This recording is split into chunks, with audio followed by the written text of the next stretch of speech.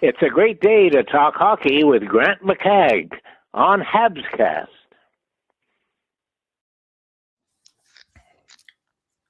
I need this one tonight.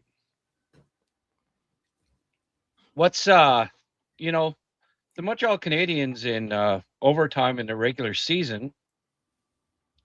Like, can they petition? Can Jeff Molson petition the league to go 3-on-3 in playoff overtimes? Because they certainly suck 5-on-5 overtimes. They can't even freaking get a shot on net. That's two straight. What's their shots on net into what's that in about 30 friggin' minutes of overtime? What? Two shots? I don't think they had any tonight. Right. 0. And last game, what did they have? Oh, that's what 0? Yeah. 0.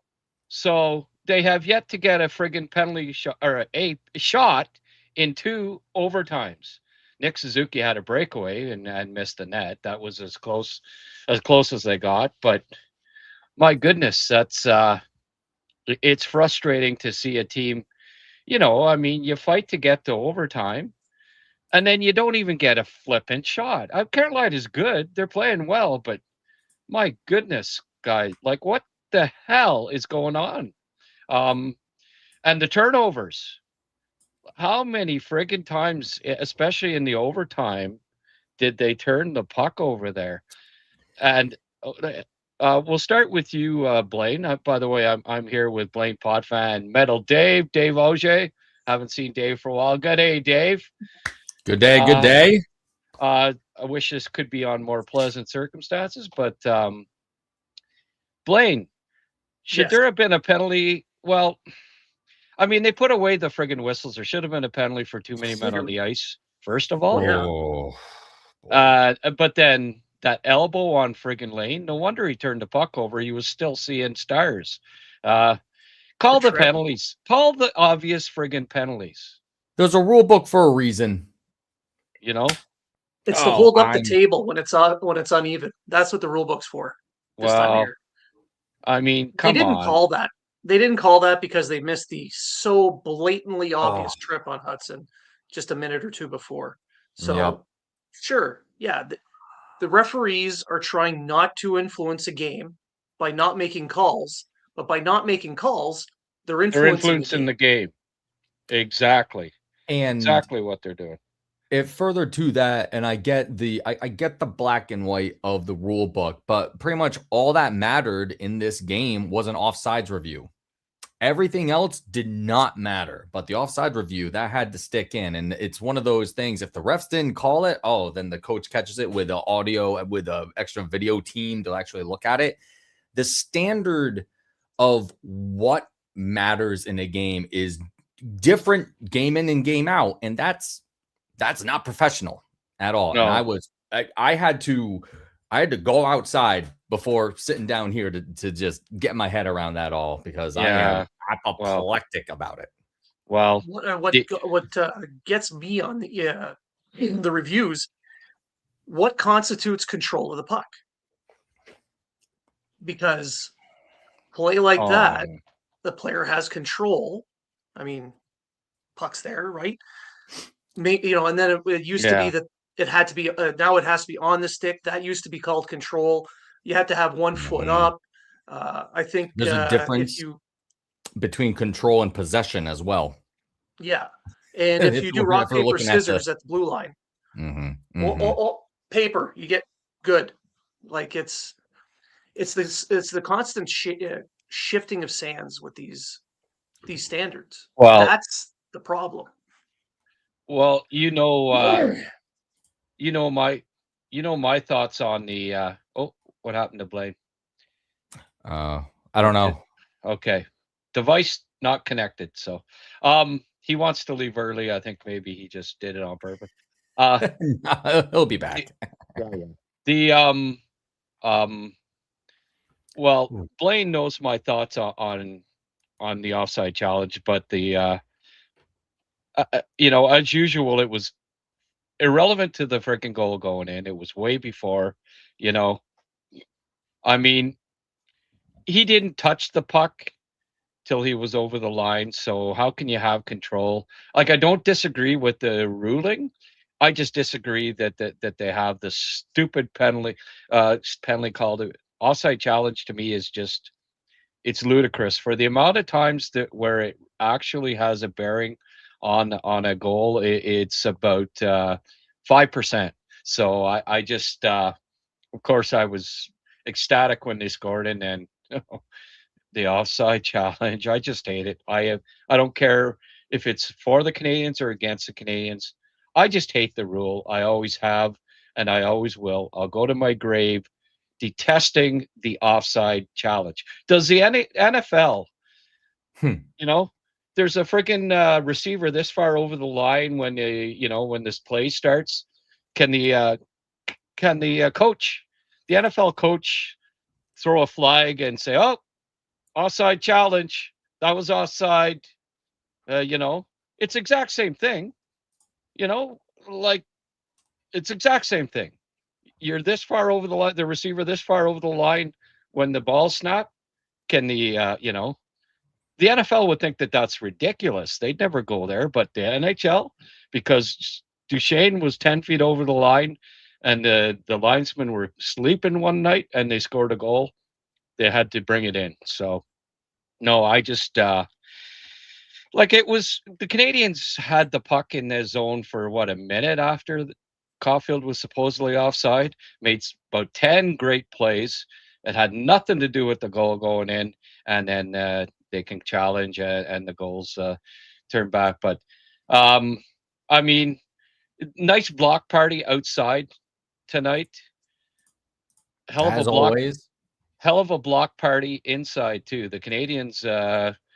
I mean, shot attempts, it had to be what, 120 to 40 or something. Let's be honest here. The Carolina should be up 2-1. Like, we can sugarcoat it all we want, but Dave, they're full marks for winning the last 2 games, Dave. No, I can see that. No, Carolina. The thing is that the reason the Habs are not winning is because the offense just has disappeared in the past 2 games. Including this one, because Carolina figured it out. They're forcing the top line to. They're stifling all of the top players for the Habs here and just not giving an inch one way or another, with the amount of dump-ins, the amount of chip-ins over the line just to get the puck out of the Habs zone. I mean, it's indicative enough of that. It's crazy. Yeah.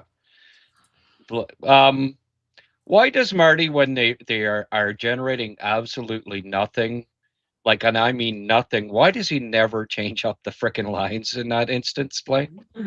I honestly don't know. He's like, at the point. Earn your paycheck. The Canadians are at the point now. They have to generate offense in some way. They had one shot in between the third period and overtime in this game. That's unacceptable. You can have these moral victories of the Canadians held on and only lost by 1 goal, and it took them overtime to do it. That's great, but it's the playoffs, and the results are what matters. So you need to find a way to get some offense. Maybe move Slav down with Demidov. You've got to make some changes. You've got to. Yeah.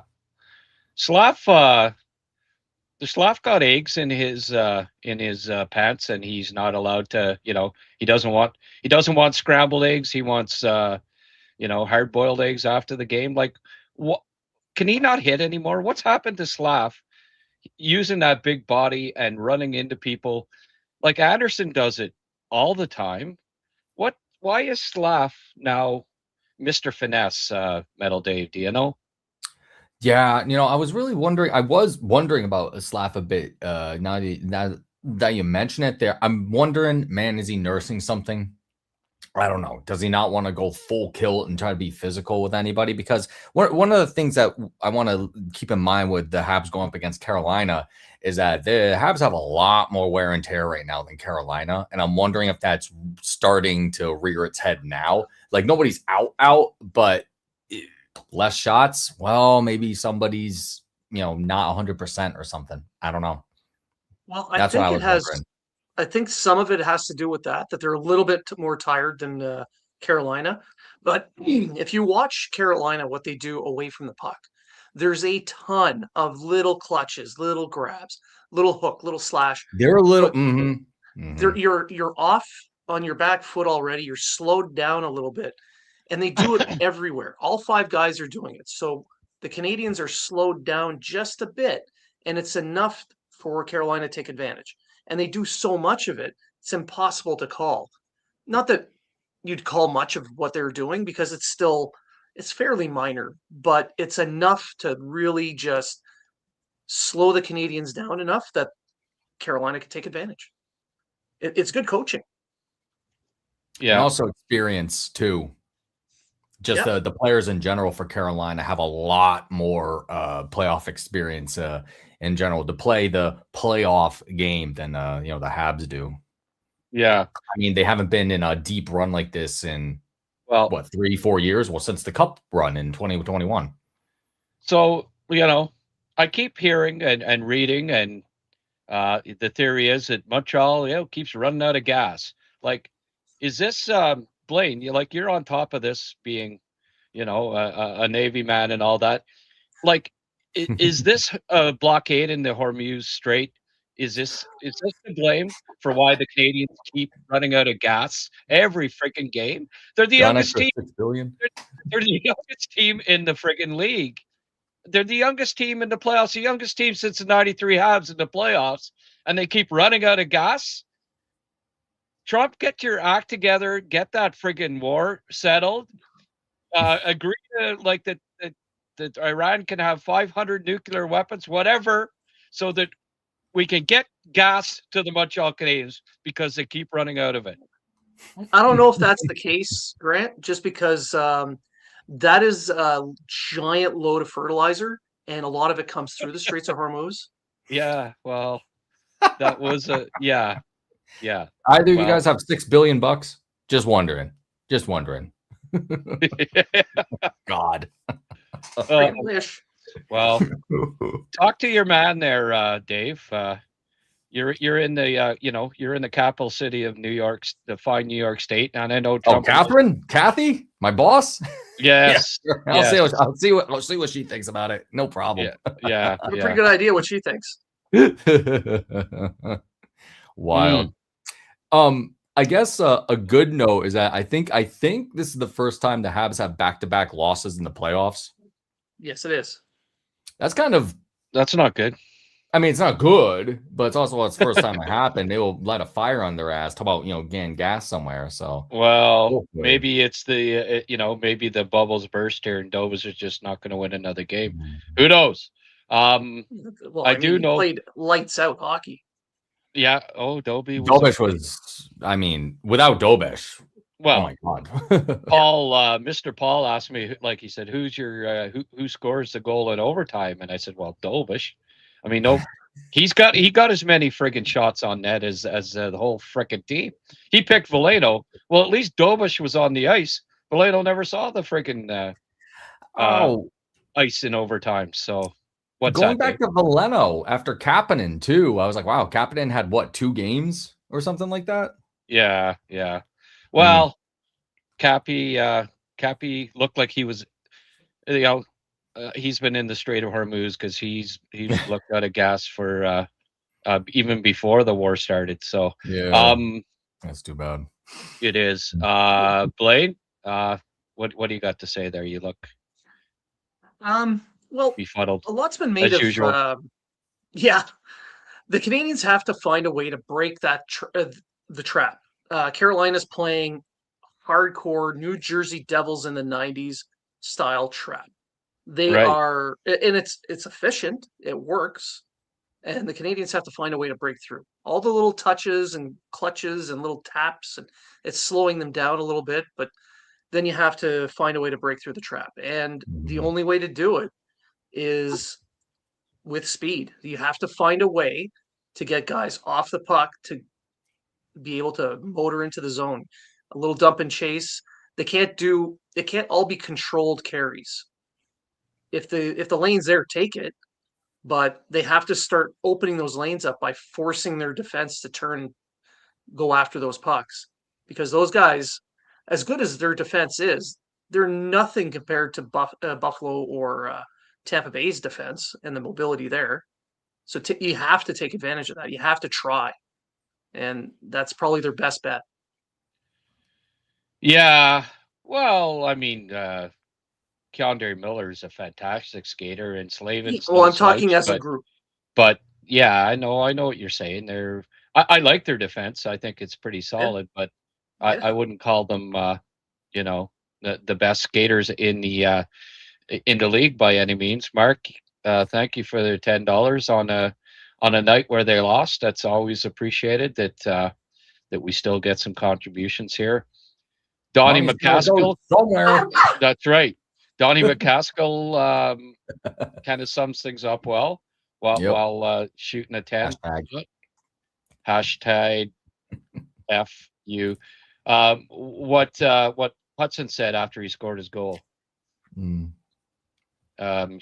First time I think he's sworn in his life. Wanted to see more dump and chase by the Habs, Rick.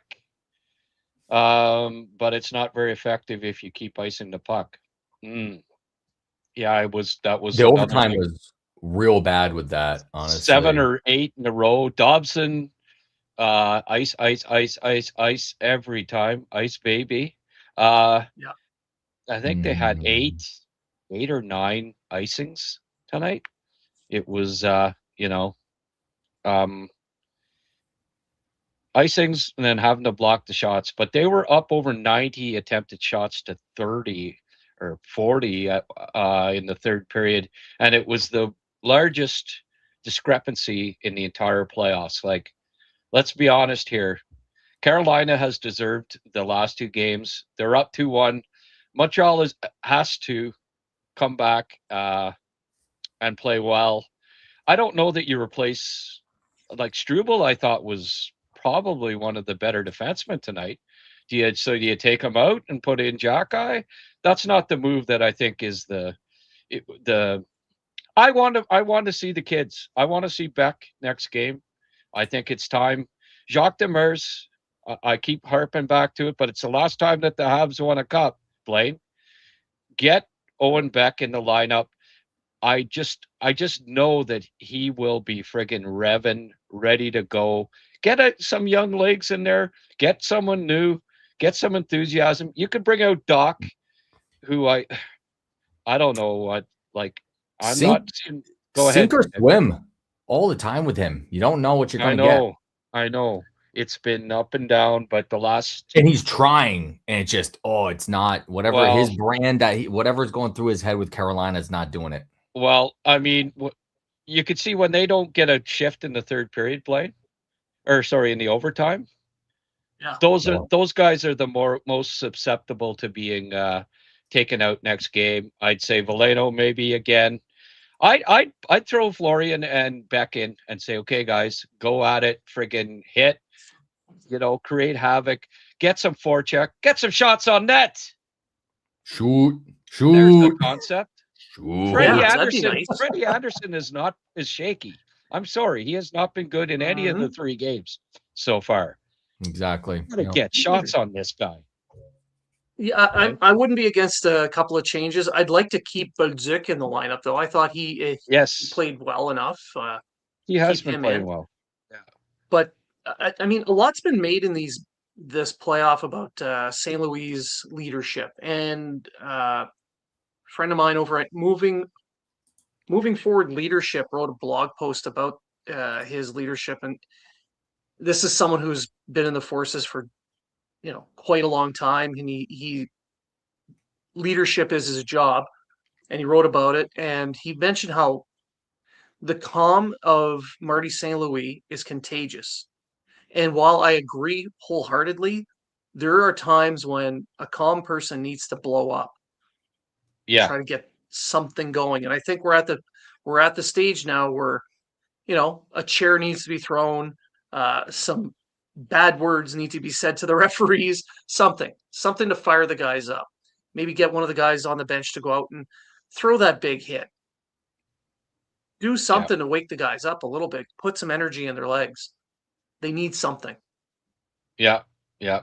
Dave? Mhm. I was just agreed. And another one of the factors with the game that has been slipping for the Habs that they've been really good with all playoffs is faceoffs. Carolina is killing them on the dot, and that Yeah, I again, know.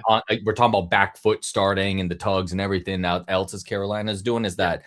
I mean, for let's see, I'm looking at the NHL's one, and Okay. let's see, we got two people over 50%. Newhook was great, 71%. I mean, you can't ask for more than that. But Dano, 61%. Right. Evans and Suzuki less than 40% each, and Veleno 45. But still, overall, the game was tilted on the dot towards Carolina. It's another one of those things where I think they did very well. No, they were even Steven with that in the first game, but games 2 and 3, the dot hasn't been there because against the Sabres and against the Lightning, the Habs were dominating the face-off circle, and that definitely helps things for once they're in the offensive zone, whenever that happens again. Yeah. A few more hits for the Habs this game, but they had 34 in the first 2 games and 31 in this. They had some games in the first 2 series where they almost they have 64 so far, 65 in the in 3 games. They had close to that some games alone, Blain, in the first 2 rounds of the playoffs. And it's not because they always have the puck. Sometimes you say, oh, well, it's because they always have the puck. No, it's quite the opposite. I think, get in Florian Jacki, get in Beck, tell them, go. Friggin' hit everything in sight, give a spark. But you know what? I just don't see Marty St. Louis. He's Mr. Loyalty. And it's got him this far in the playoffs. And I just don't think he's wired that way. That I don't know if it's because he thinks, oh, well, the team, we're already too young as it is. We don't need more youngsters. But I say, frig, they look like they're out of gas. Bring in the guys that should be full of juice at this point. Well, if you're looking for a spark, a wake up or something, I know his foot speed isn't anywhere near where it used to be, but Gallagher. Okay, are you ready to leave? I knew Me? you were gonna. No, I'm kidding. Gallagher, really? Yeah. Yeah. Okay. If you want somebody that's going to try battle through and give a No, spark, I know. that's a guy. I know. And if he's going to make a change, he's more likely to go in than Jacki or Beck. Yeah. For the exact reasons you just said. Okay. All right. Well, yeah. I don't know if he can catch guys to hit them anymore, but yeah. Well, just hit the goalie. Apparently, it's okay. Yeah. Well, man, that was a offside review matters more than goaltender interference. We know that now until game 4 when that will flip. Well, I mean, I know, Galley obviously is an option and, blah, blah, blah. He'll try. But he always looks like he's out of gas, and this team looks like it's out of gas. So bringing in the most out of gas guy to the out of gas club. I don't know. Maybe, 2 lefts make a right. There you go. Yeah. Well, what the hell? Bring in Galley. Bring in 3. Texier, been fun. Doc out for the game. The other guy. Who are we saying? Bolduc? Veleno. Oh, Veleno, yeah. And bring in 3. If you got to have Galley in there, bring 3 of them in. Say, look, when you can't get a shot in the third period and overtime, it's time to make changes up front. I mean, surely to hell, Marty realizes that, and that he's not so stubborn that, oh no, we've got this far. Well, you can get further if you freaking get off your ass and do something other than just rest on your laurels and say, oh, well, look what we've done so far. Well, you can do more. I'm sorry, but Dovish is playing great. The defense as on a whole has been pretty damn good. They're the main. Those are the main reasons the Habs are where they are. Need some scoring. Change up the forwards. Get some freaking guys in there that are gonna bring some energy, because there's a decided lack of it right now up front. And I'd also you see glimpses of it with the top line, but they had, it looked at one point, okay, they're starting to get rolling here, and then it's back to friggin' getting hemmed in their own zone again, and Slav not hitting anybody, and it's, I don't know. Would you, Dave, would you change up the top line maybe? I was just looking at the shots again, and I know there's not a lot of shots. That's definitely the tail of the tape. But top line definitely had, from what I see, 5 shots total amongst the 3 players. That's Caulfield, that's Suzuki, that's Slavkovsky, and I think that's power play included. And yeah, that has to get switched up. I have been like toying with that idea, like who to put up on that line, the top line, to do something. To me, Demidov is the obvious answer, but this playoffs, I don't know. I haven't seen I feel that regular season Demidov has had way more impact than playoff Demidov, and I'm wondering why that's the case. I know he's been scoring lately, right? Like the first series against the Lightning, not a whole lot. Had a spark here or there against Buffalo, but even in this Carolina series, I haven't seen like that really skilled and very aggressive Demidov. A little bit tonight, but overall, I don't know. Yeah. But he'd be the guy I would want to see more ice time to, pulse. Like he can't play with Evans. I don't see Demidov and Evans being together. Well, yeah, that's where I was going with this. He's, Jake Evans is his second line centerman, and I love Jake. I like how he's played this playoff. He's been fantastic, but he's not a playmaker. Newhook's been really good too, but again, not a playmaker per se. I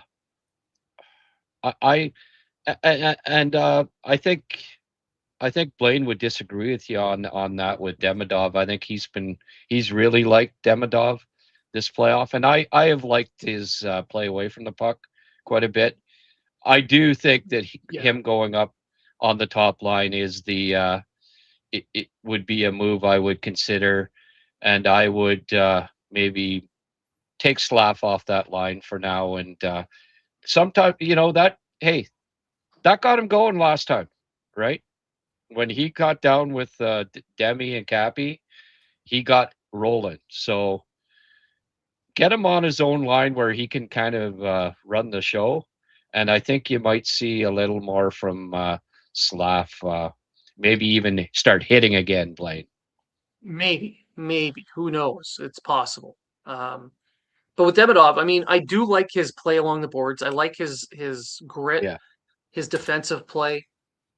But he's been, like the rest of the Canadians, being kept to the outside. And he hasn't had anybody there that he could provide the puck to for any finish.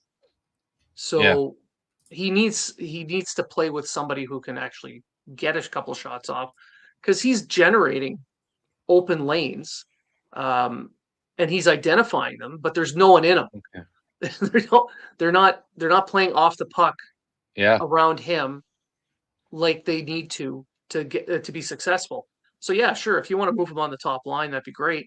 But I might actually move Caulfield down. Mm-hmm. So you're saying for any finish, so you want him back with Cappy, or? No. At this point, I don't think Captain's coming back in. For any finish, So the Canadians, I mean, they deserve to be down 2-1 in the series, but the Canes aren't they're not this juggernaut. The Canadians can beat these guys. Oh, that's the frustrating part. That's the burr right there. It's like winnable. Yeah. Winnable. Well, every one of those games has been winnable. Right. Even though they probably shouldn't have won. The last two, they were winnable, and that's a frustrating part. Where I think it's obvious when you get to round three, you get to this team that can trap Yep. and suffocate you. You know, it, it's showing that the Canadians still need they need a second line that if the first line isn't going, the second line can provide it, right? Like you got to have more than one scoring line. And right now, the Canadians don't. I mean, they've been spreading it around. The third line scores on occasion, the second line, but they don't have a true. When Jake Evans is your second line center, you're not That's quite. the problem. You're probably not quite there yet. Um, as good as he's playing, it's just Logan Stankoven or Jake Evans, who's got more offensive upside. Right. Brock Yep. Nelson or Jake Evans, who can score more. Like it's a missing component. I wish they'd have gone for it at the trade deadline, but they did not.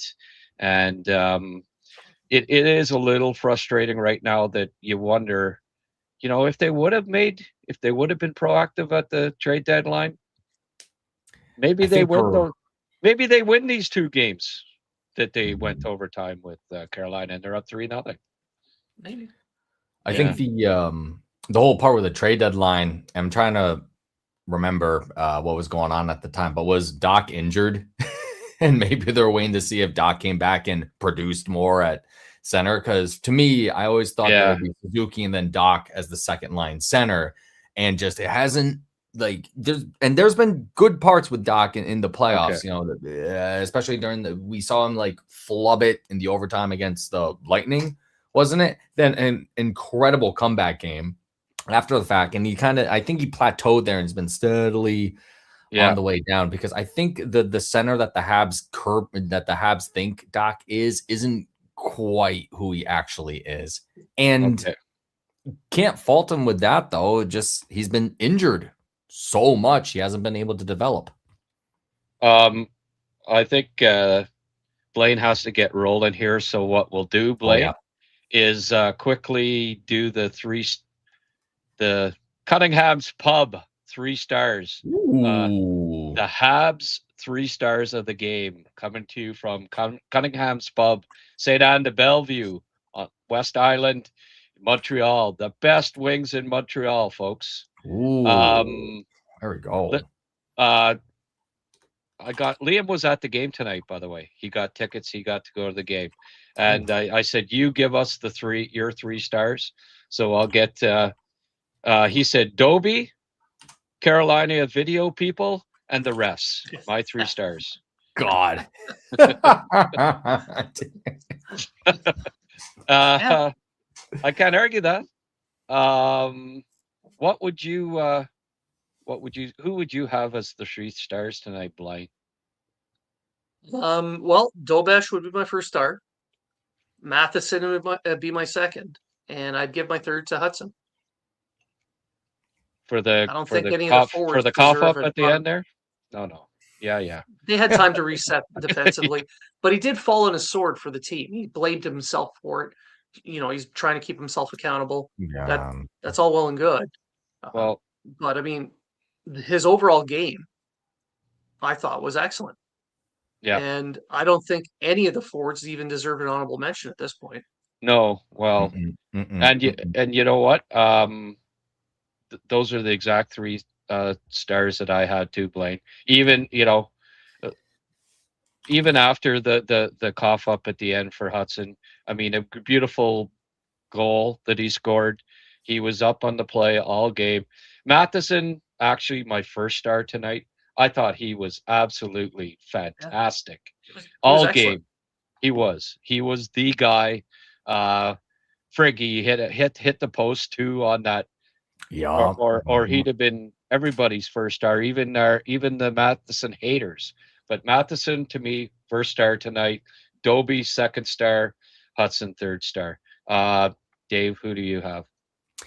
Almost same exact thing. Dobish was going to be my absolute first star. Matheson as the second. Third, though, was a bit of a toss-up for me, and maybe I have some recency bias because of Hudson did have a great game, but I thought Dobson had a good game too up until the overtime.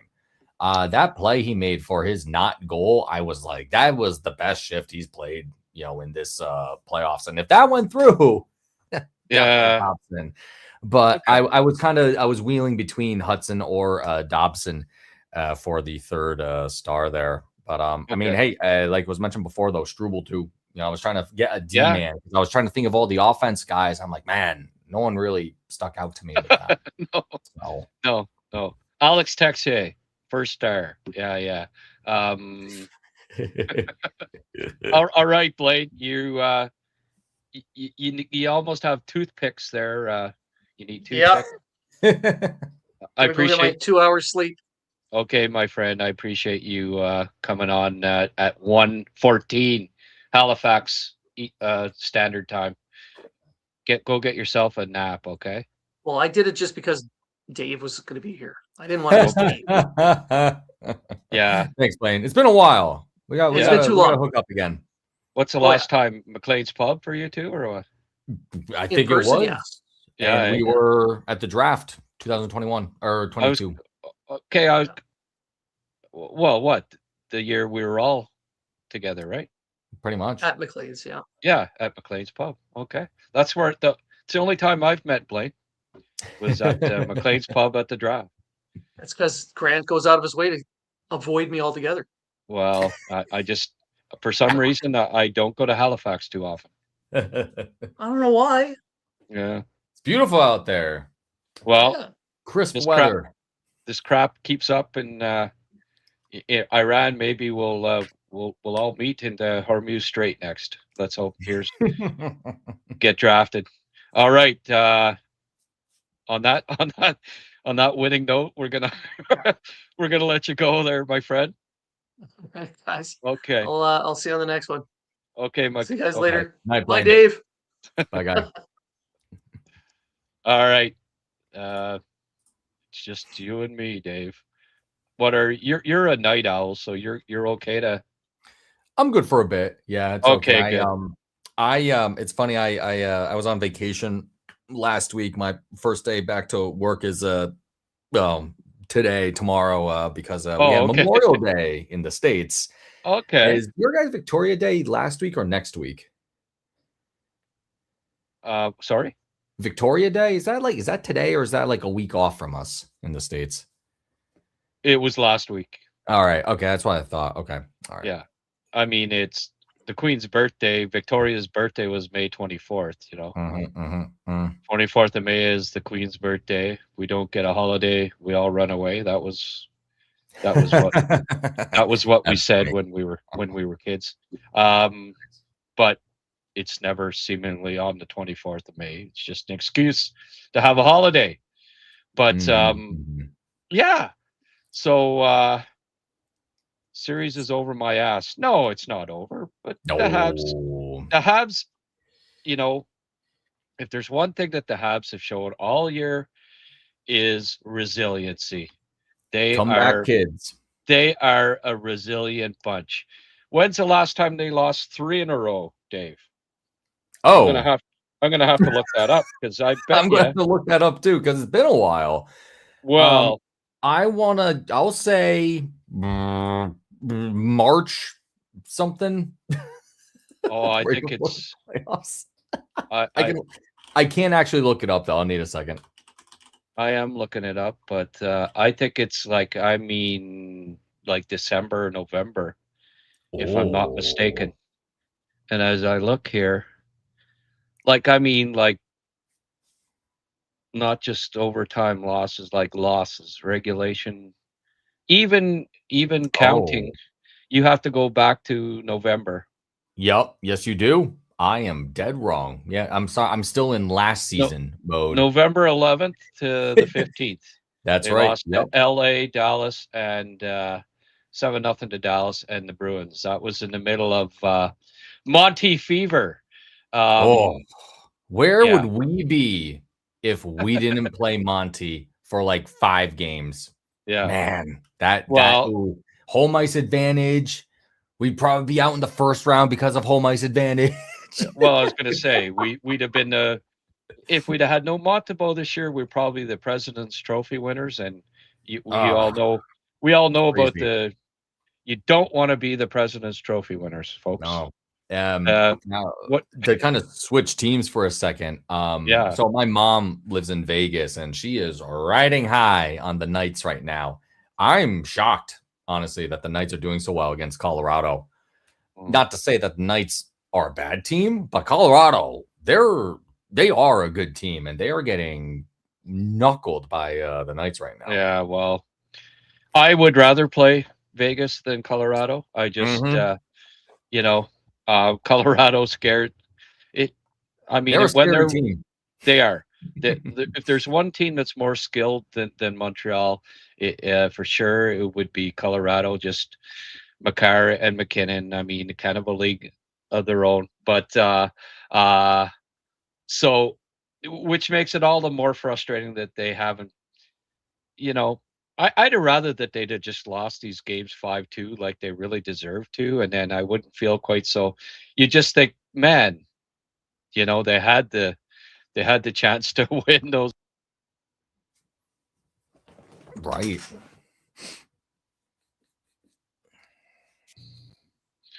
And so it makes it a little.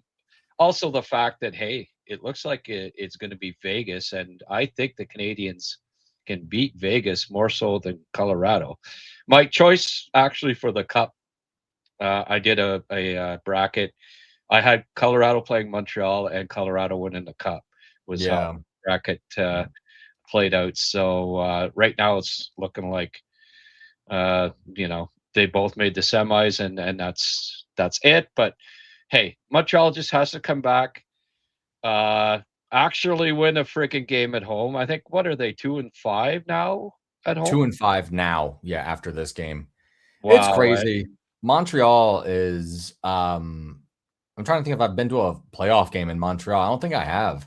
I've been to the watch parties, and those are pretty crazy, but not as crazy as they have been for these playoffs. I mean, this is the city is amped up for this. It's really something. I do want to try to make a trip up for the next away game and try to catch one of the watch parties, but we'll see. We'll see how it works. Okay. Yeah. Vegas put a hurting on my wallet because that's where I was this past week. Oh yeah. Oh God, yeah. Missing mommy. Yeah. Oh, yep. Absolutely. Just gifts upon gifts for my mom the whole week. Right on. Yeah. So, by the way, your sidekick Veronica from Happy Hour is going to. She's agreed to come on Wednesday's show. She's gonna be a lot of fun. She's the best. She's so fun to talk to about this stuff. She's diehard for the Habs. So she will bring the positive. She will be very positive. Well, and that hopefully will be after a win, and so we'll all be positive. But we're getting a lot of got to start throwing the sink at Freddy's. That's the only weakness. Otherwise, Canes win. Absolutely. Gotta shoot. Gotta find a way to shoot. Man. Yeah. Get it through. It is frustrating to watch. My God. Ugh. Start hitting the net a little more with some of those. And there's a lot of, the cross ice passes to the guy that's near Freddie. Every now and then when a guy's going to the net, instead of trying to pass it to him, shoot the friggin' puck low. Get it, like, especially they're passing up opportunities when there is a shooting lane to try to make that, beautiful pass when Freddie gives up rebounds, The guy going to the net could always get a rebound, or you might even score if you shoot. Like, what was Suzuki doing on that 2-on-1 with Caulfield when he had an open lane to the net and he should have just rifled it? And he tried that spinorama back pass. Yeah, he tried to go cut to the outside, but get the pass between his legs. Yeah. I think he actually got the pass off. But I mean, if I was Caulfield, I would have been like, what the hell? Well, yeah. But I mean, yeah, should just make the shot, hope for the rebound. Hope there's a trailer behind you two guys to pick it up and go from there. But I don't know. And he had the one breakaway too in overtime. That was too bad. Just it's a little off to the side. Just hit it on net. Hit him, Well, Susie's our 100-point scorer. The two big knows more than us, obviously. the two, true. But Aho and Suzuki, neither of them are, getting a lot of points here. Yeah. Aho has especially he's been neutralized for the most part here, but and we can't ever forget that too. They are in the end close games, but we're putting so much of the on ice play into stifling Carolina that it's taking away from anything Montreal can do, and it's obviously apparent these past two games. Yeah. Meal saying Galley wasn't traded because he was the playoff guy. Was that not the position? I don't think I don't know that there was a clamoring of teams that were trying to pick up Brendan Gallagher at the trade deadline. Listen, Montreal was not. I think he wasn't traded, A, because there was no market for him, and B, I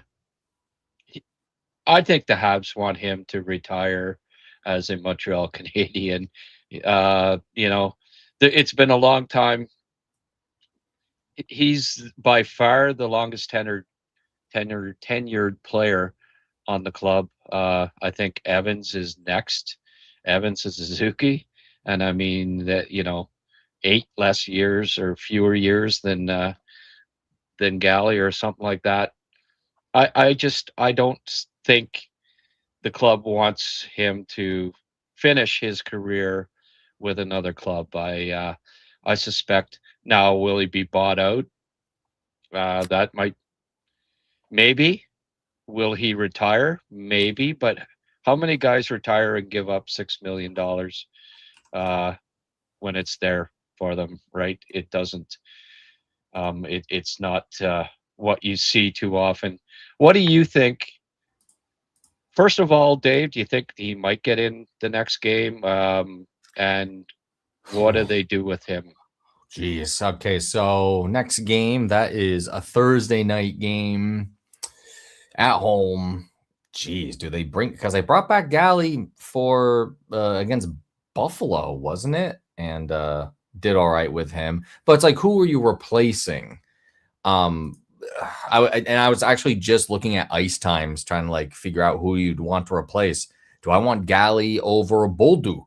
I don't think so. Do I want Galley over Veleno? That's more, I don't know, palatable, but it's just what you were saying before. Bring in one of the black aces from Laval, right? See if that would do anything. But at the same time, if I was to put some money down on it, I don't think we make any changes.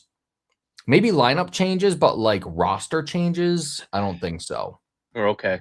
I think that's my thing, because knowing St. Louis, I don't see him as thinking, oh, we're totally down and we have to change up a bunch of things. I don't think he's going to do that. If we go down 3-1, well, maybe, but it's tough. I don't think there's going to be a whole lot of changes for Thursday.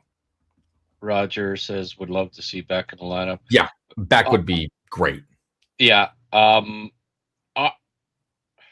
Texier, just given, like, based on past history, guys that actually are scratched, like, has Marty ever scratched Kirby for a game when he's healthy? I don't think so, right? I don't believe he has. Question. Right. But he doesn't have an issue scratching Veleno. He has done the same thing actually with Bolduc and Texier as well. Like, they're the three most likely candidates because he's done it before. I think Bolduc's contributing. He's at least throwing hits, unlike unlike some guys. What do Yeah. we have for hits here? When Jake Evans leads your team in hits, there's an issue. Yup. I was Like- looking at that before too, and with wide eyes, and then Bolduc right after him. It's like that. Those shouldn't be our hitting guys, Well, I don't mind I understand Bolduc. He's been getting lots of hits, but when Jake Evans leads your team in hits, I don't. It's just not. I don't like that. I don't think he should be the guy leading the. I mean, he stepped up his physicality. I've got to give Jake credit. He's never been more physical than he's been in this playoff. I also, again, saw some things from Phil Deneau tonight that he's stepped up his game so much from the regular season, man. Deneau this entire playoffs he's been looking like the Deneau that the Habs had, at the Cup run 2021 five years ago. Absolutely. It's pretty good. I mean, doesn't put up a lot of points, but man, he's a smart dude when he's on the ice. Yeah, he's making a pile of good plays. Emil says Galley would get a few shots if needed. Maybe a feel-good story won't happen at his age, but I can see him being a little more productive. Yeah. The problem I've seen with Galley lately is he's kind of lost the zip on his shot too. Like he might get some shots, but they don't have a lot of zip on him. But Goulet has been one of the steadiest, and we're complaining about him. Yeah, we have a tendency to focus on a play or two, and Goulet had a couple of missteps today, but on a whole, once again, I thought Goulet was very solid. For the entire playoffs, he's been fantastic. So I'm not gonna shit on Caden Goulet for a couple of mistakes in a game. We're playing against a 113 or 111 point team that may win the cup, and there are going to be the odd mistake, and I'm not throwing Goulet under the bus. I think he's, on the whole, he's been one of the three best and maybe two best defensemen on the Habs in the playoffs. I've loved his playoffs, so I'm not going there. We should have Craig Button on to talk about Caden Goulet. Oh yeah, what's Craig been saying? He loves him. Oh my god! wow. Anytime Craig does like color or he's talking to a panelist, I think Montreal Canadiens and Caden Goulet. Kid's amazing. Have you ever seen a defenseman like Caden Goulet since Larry Robinson? I don't think he's like he loves the kid. Well, I'm exaggerating, but Goulet's great. Yeah. Would much rather have Goulet than not have Goulet. And like you said, a couple mistakes aside, because he's 25, 26 now, Goulet? No, 24. If that? Yeah. No, he's only going to get better. So, but not a bad impersonation. When he gets on a tangent, it's my favorite thing. I used to do it for Tina. I'm Craig Button. Blah blah blah blah. But you got to call that every night if you're a ref. I can't believe this. Yeah. Ken, I just said Demidov is a playmaker, but 0 shots past 2 games. Sorry, not good enough. Yeah, that's a point. That's a point. Yeah. Demidov did have a nice assist tonight. Demidov did. Yeah. He got an assist. Made a hell of a pass to Dobson that Dobson couldn't handle. Needs a bit more talent to play with. There we go. There's always a little back and forth after the Habs lose. Guys are always a little more cranky. Evans at 2 is hard to accept. Rose-colored glasses or not. It's unbelievable they made it this far, but let's be honest, this team is not finished yet. They still need to fill some positions. Oh, yeah. I mean, every one of these players are going to get better, and they're still on cheap contracts relatively. Yeah. Cap's going up by $10 million next year. Oh, yeah. Season. Oh, that's gonna be huge. Oh no, I agree there, George. And once they do fill those positions, then they're going to win every series 4 straight to win the cup. But this year they're gonna need 7 games in each series to win the cup. I agree. They're not the team's not finished yet. They got to fill some positions, but they're still gonna win the cup this year. That's gonna be. You gotta believe. I'm taking another week off of work when that happens. I'll say, oh, something bad happened. Yeah. I have to. Not telling you where I'm going though. No, they still have some positions to fill, but you know what? They could still win the cup this year. Do not count this team out. They could even go down 3-1 and still win this series. Now, we all know the last time when they were 3-1, excluding Washington.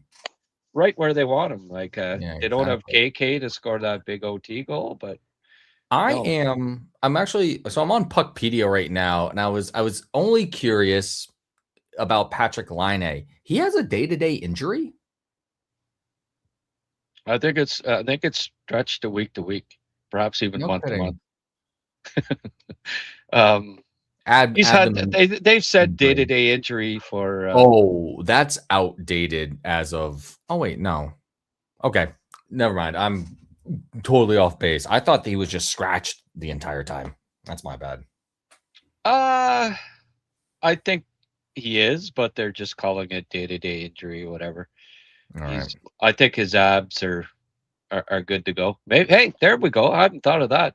Bring in Laine. You want some shots? Right? We got this Laine guy in the box who's a power play specialist, apparently. Right. Who can actually shoot the puck. I mean, he's not going to skate back, unfortunately. But he's kind of like a slower Phil Kessel or something. I don't know. Yeah. Is Kirby Doc hurt or just not worth playing more than 9 minutes a game? Oh, no. Yes, he's hurt. And listen, Rob, trade for him in the offseason. Talk to your GM there, Tulsky. We'll take Aho in return, and Tulsky. Yeah. We'll take Aho in return and let him know it's just because he's hurt, but the Habs love him. He's a superstar. Moved to know there with Captain Hook and Panderson. Oh, Captain Hook and Panderson. Wow. Evan's game is slow-mo compared to Demidov. Yeah. Well, won't argue that. No, but Evans is one of the more productive Habs this playoff. And that's the thing. Just there's this unfortunately that he has. He has a nose for it. And being a former captain of Notre Dame also doesn't hurt. Oh yeah. Yeah. It's my favorite deep info on Jake Evans. That's all I got. Your alma mater, Notre Dame. Oh, I wish. No. Fighting Irish. Hey, Dave. No, for me it was the Dane. Them fighting Frenchmen. Yeah. What's your ethnicity? What's your combo? For me? Yeah. Oh, let's see. French and actually, what? Yeah, no, French, Canadian, and actually Irish. Come to think of it. Oh, yeah, Irish on my dad's side. Yeah. Okay. Yeah, my grandmother on his side has like a fiery red hair, and I got none of it. No. Mm-mm. On your dad's side, Irish. Mm-hmm. Okay. So you took your mom's surname or whatever? Yeah.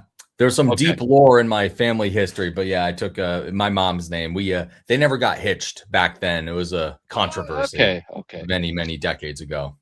Oh, I bet. It all worked out. Everyone's fine and happy. Just at the time, things were done and said. Okay. Yeah. Okay. Sorry, I didn't mean to get that personal publicly here, but hey. No, don't even worry about it. No sweat. Shit happens. I'm Skyrish. I got like to go to the bar, but too cheap to buy around is how I used to describe it. Perfect. Okay. What I want the scoring, and why am I not getting it? The Montreal Canadiens. For which part here? Just the playoff scoring. I don't know why I'm not Oh, here we go. 2025's 26 stats. Playoffs. Playoffs. They should be plus if we're doing every series because they hammered Buffalo a few times there. Yeah. Yep. Jake has 9 points. He's 7th on the team in playoff scoring. He's got more points than Demidov this playoff. Worth every penny. Well, yeah. Wild, eh? He's Nuts. plus 11. Jake is plus 11 in this playoff. Plus minus is my favorite intangible stat. It's one of the best ones. when it stands out, right? Like Jake is plus 11 and Andy is plus 10. Okay. And Deneau is plus 8. I mean, that line was really feeding it to the Lightning and Buffalo. Yeah. Though that's the thing, like that, and that's something with the Canes that the Habs haven't been able to maximize. Their strength on that. No. Their Canes are just a little bit deeper, so those guys haven't been able to shine as much as before. Yeah, but those three, okay, ooh. Plus 11, plus 8, plus 10, and Suzuki is -4, and Caulfield and Slafkovsky are -6. So that's quite a swing. Yeah. Why not put Anderson put the 3+ minus guys together, man? Anderson, Deneau, Evans, and you know what? They've been maybe the 3 most consistent Habs forwards just this playoff. Throw them together. That'd be a strong second line. It'd also be a very crazy one. And they'd have to do all the shorthanded stuff. There'd be they'd have some interesting usage getting out there on the ice. One thing about Demidov, he is the leading rookie in points, at least in these playoffs. Yeah, among the 4 that are playing. Yeah, I didn't say that. No, he leads points and assists, and there aren't that many though. I know it's Senecki there from the Islanders. Senek? Oh no, not Islanders. Senecki, that's right. Wait, is he a Duck? He's a Duck. He's a Long Island. He's a Long Island Duck. Yeah, that's why you got it mixed up. Yeah, he's up in he leads the goals for rookies, but just a couple more goals and Demidov will be the points, goals, and assists rookie if he finds a scoring touch. That'd be great. Why not? All right on. Crushing it with the stats there, Dave. Thank you very much, my friend. I found the NHL website decided to load, so I said, "Oh, okay." Give us some. Keep them coming, my friend. Let's see what we got here. Montreal is getting crushed with body checks. Montreal's hits were much lighter. A bump. It's been emotional for them. Tough games. The previous game 7s. I wanted Buffalo to face Carolina in 5 games. Okay. Mm-hmm. Me too. I didn't want Montreal in the next round. That's for sure. Let's keep focus on hockey talk, folks. 1 loss, no need to lose our minds. Oh, I guess I missed a few, eh? USA, a laughingstock. Canada isn't even free. Oh, Christopher didn't Bristol. You know that? Did you know that Canada is oppressed 100%? We have none of that in the United States. I'll tell you what. Because of the great healthcare? Yeah, exactly. As I'm losing my voice here. Yeah, the discrepancy is stark, and it is a constant reminder. Yeah. Well, we'll get rid of the American troll. Nothing I hate more than an American troll. Yeah. Bad enough when you're bad enough you have to deal with me. So that's right. No. there are good, 1 in 5 or whatever Americans I can handle. And sounds about right. You're one of them, Dave. Next 4 you meet, you better not be talking to them then. Yeah. When's your next trip up to Montreal? Let's see there. I was up there for not for game one, but I was at a concert, and no one, the game wasn't on anywhere for the show that was there, but every time the crowd started to like cheer for no reason, because everyone was checking the game on their phones, and that was pretty cool to experience, because we were there to party and dance and whatnot, and then all of a sudden you hear the crowd erupts, and it's because so and so scored. And that was a good night. That was a good night in Montreal. I had a fun time. But the next time, that's a great question. I don't know when the next time's going to be. June's coming up. Might be a little bit. But I did say, like, the next, I'm going to try, I do want to try to catch one of the watch parties, those away games. Maybe I'll do that Friday. Yeah, eh? Yeah, for folks that don't know, I can just, I'm close enough just to hop and drive up. It's like a 3-4 hour drive. That'd be a fun time. Yeah. I was thinking of maybe coming up Friday for a not to go to just to go to a bar to watch the game. Right. Not the actual Bell Center, but because I would do a pregame. And Rick was hoping to go with Rick, but he's got some family personal issues right now, and he looks like he's out for joining me on Friday for a watch party. So I think I'm going to have to skip it. So that's too bad. But guys, we don't need the let's keep the politics out of it here, okay? I don't really we don't really need MAGAs weighing in too badly. If you go to Truth Social or something, and fill your boots, but you're not welcome here. Thank you. And if I do see, you're going to be bad. So, Carolina's defensive scheme as it is, what would make anyone think Game 4 would be different? Well, because Game 1 was different. Just the Habs. Carolina's got a nice defensive scheme, but Montreal can and will can and will bounce back. Bounce forward. Thank you very much, Marty Jr. I'm going to bounce forward, guys. Got to get that positive mindset. We don't bounce back. No. Yeah. That's right. It's bounce forward. I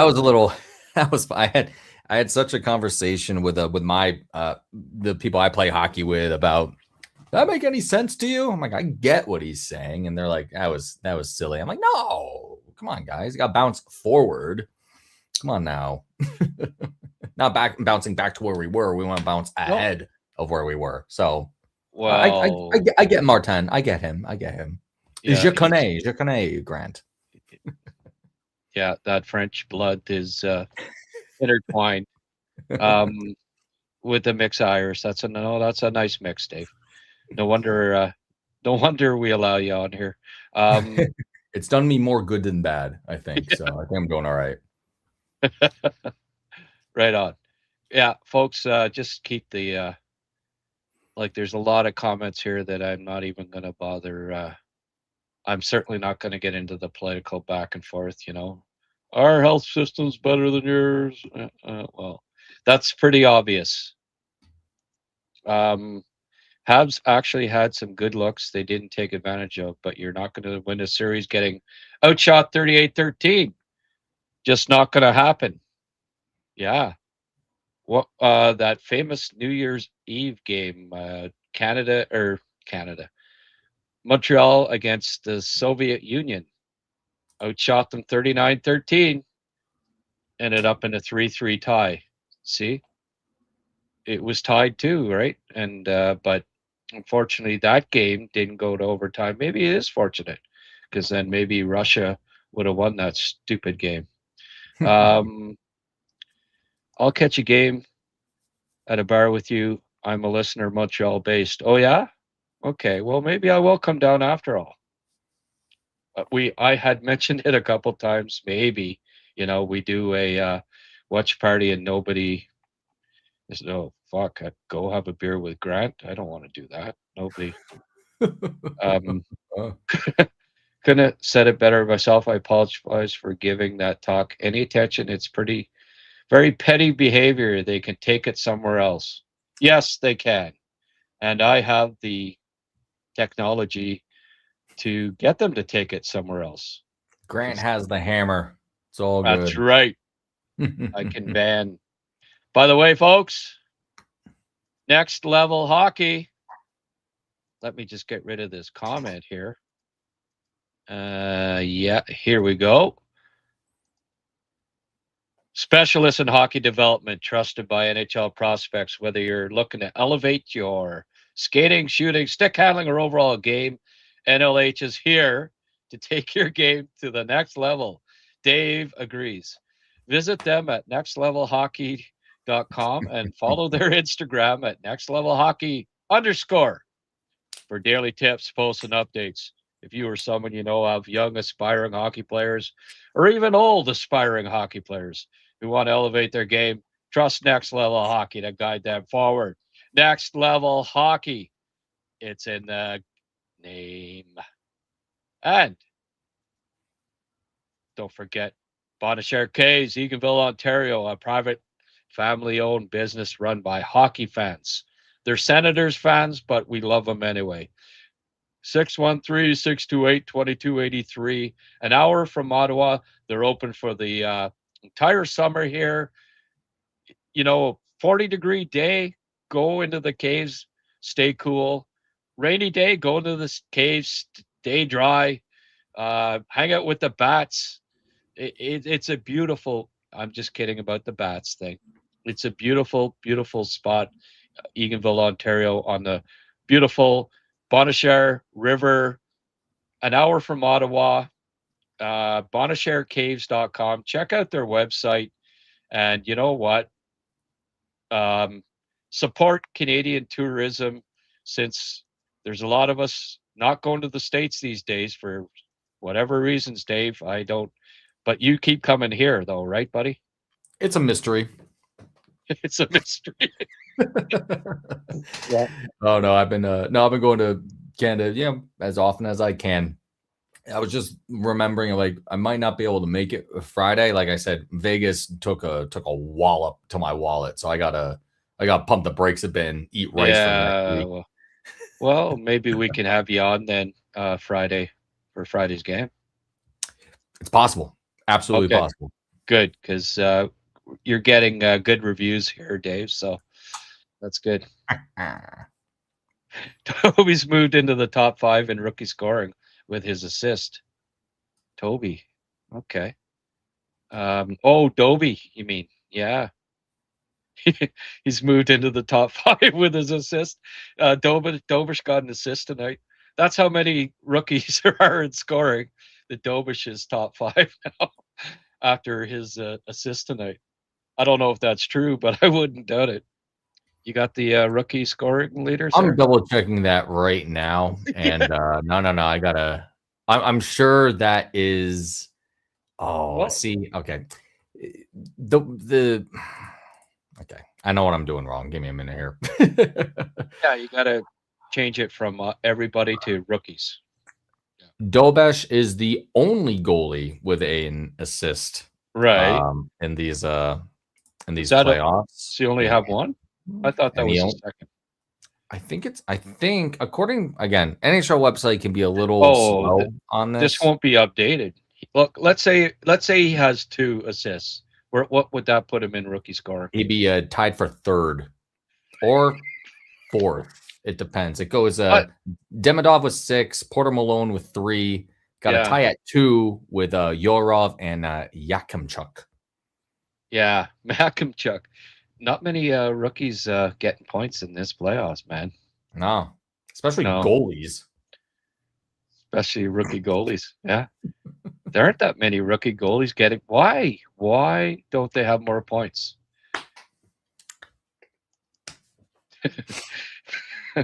Kind of looks like the Canes legend Martinook and Chad LaRose's brother. Oh, I guess that's you. You're a yeah. I suppose so. Just You're wait till I shave. It's a completely different thing. yeah.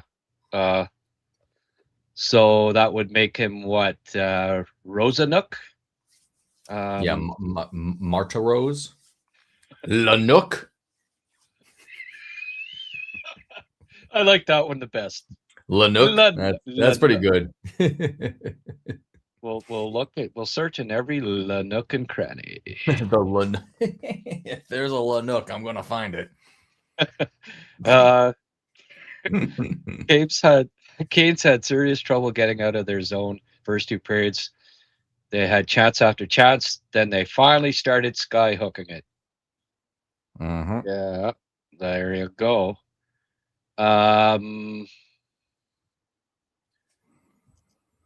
Sorry for shit talking USA, but can't stand clowns throwing rocks when they live in a glass house. It's pitiful.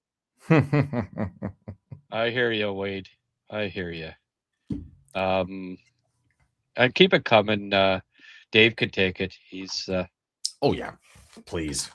I actually read a book in my life, so. Actually, Oops. I'm blue in the face, screaming "shoot" at the TV since October. Yeah. And are you talking about like assassination attempts or hockey games there, Chris? Oh, I'm getting political again. That's your fault, Grant. That was your fault. Yeah. Another comparison to 86 is having a stud rookie in net. Yeah, absolutely. Absolutely. I think 86-93, we were outshot most games and lifted Stanley. Yep. Yeah, that's for sure. Ole, ole, ole, says John Chan, 7544. You always wonder when they've got those numbers beside them, eh? Is this a bot? Is this a Russian bot? Canes in 5. Yeah, it probably is. It's saying something stupid like that. Agreed, those 4 posts could have made the outcome very different. Yeah, hitting the post again, eh? Chris Cuthbert. He did you watch that feed, or was it the ESPN one, or which one were you watching? Were you watching the Sportsnet feed, the Canadian, or the ESPN? Oh, asking me, I was was it TSN? I think I was watching TSN. So Chris Cuthbert? Yeah, I believe so. Yeah. Okay. All right. It's Sportsnet, but close enough. Yeah, thank you. Yep. Mm-hmm. He was talking about well, he brought up the lack of shots in the Habs.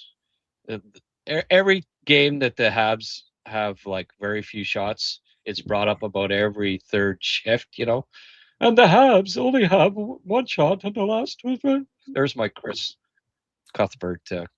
I teleported me to the game. I was in the booth. Yeah. And so but the other night, game 1, in the third period, when Carolina had no shots the first 18 minutes, they didn't mention it till like the game was over. Oh, I think they haven't had a shot yet. And it was like 18 minutes into the period, eh? But when it's the Habs, it's like every friggin' 2 shifts. And the Habs haven't had a shot on goal yet. Yeah. Okay, thanks, Chris. I appreciate you, letting us know once again, eh? Like we see that. At one point, they had a timer under the score showing the last time the Habs shot. They did. Yeah. No, they like to. It's very Toronto centric. I don't know if you've noticed that, David, but it's Sportsnet. Over the years with the happy hour, that was not lost on us for years and years and years. Very Toronto centric. Do you know Toronto got the first pick in the lottery? Yeah. Crazy. How does this loss affect the Leafs? Right. We're going to go to our experts now. Yeah. The Habs just hired a new GM, but this just in, Matt Sundin has a hangnail. And they've got a press Ordered conference. ham instead of bacon for breakfast. More at 12. Yeah. What? Yeah. Yeah. And they have like a Matthews cam, eh? Like there's like three cameras that got to be on Austin Matthews. So, and it's like the Truman Show. That's crazy. Yeah. And at one point this year, I think at its peak, Matthews had about 8 commercials on Canadian television. And I mean, he's a fantastic actor, so I don't have an issue with it, but it almost seemed like overkill, you know? I mean, the guy just raining awards on the guy. Once he gets to the Academy, legendary. Well, it's just, he's so effervescent and yeah. Anyway. Oh, Lord. You know, I know who to get for a commercial. Austin Matthews. Anyway. That guy's going to sell products. Hot takes. Yeah. Yeah. At least Hudson is owning it. He said the team lost because of him. Every one of the Habs has been really on top of owning up to performance. I mean, yeah, that giveaway from Hudson at the last bit of the overtime there, that wasn't great. And he's owning that. And although he had just taken an elbow to the head like 20 seconds before that. Exactly. And there's I can't talk about the zebras anymore. I just got to put them in the zoo. Yeah. Yeah. Ugh. No more political takes. Okay. There's a few. I like Dave. Chill dude. I have my moments. I don't know if that means like I like Dave, but chill dude. Or I think I get it. I think I'm coming across. Okay. Because there's the punctuation's a little lax, so you could interpret that a couple of ways. I think maybe with the shades and the smile, he's meaning Dave's a chill dude. Dave, that Dave guy.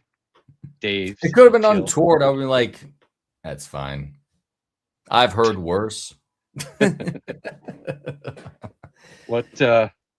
So are you? Yeah, you were in Vegas. Now you're what? Florida?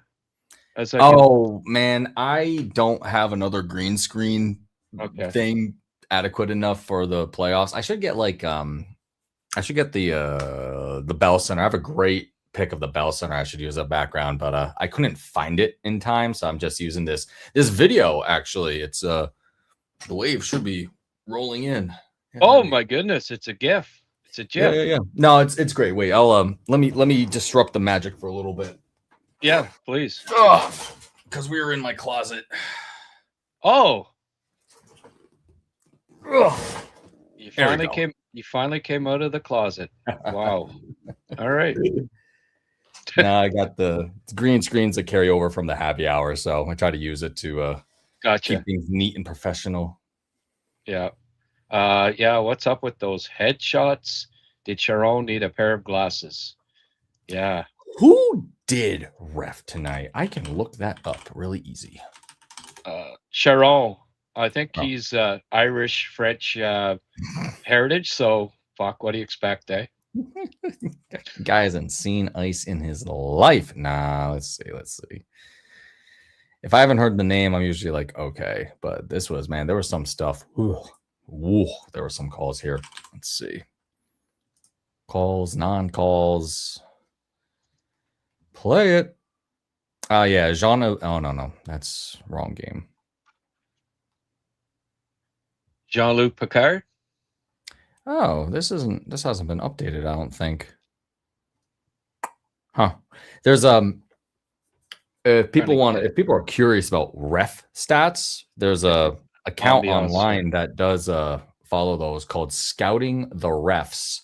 You can find them on Blue Sky, and I think scoutingtherefs.com too. Some interesting insights on that. I wouldn't ever say it's rock solid stats, because I think it's just, people are just taking what the official tally is from the NHL and just, uploading it to a website. But every once in a while, you'll see one person reffing or being a linesman for a particular team and how often calls go to one team or another. It's kind of interesting to look at. Yeah, I wouldn't want to see Garrett Rank's rank when it. Yeah. Let's see here. Just lost my mic. There, it's back. Yep, now we got you. Yeah, I just tried changing the. I was saying like I've red faced, like I'm really not that embarrassed. I changed my ring light to green.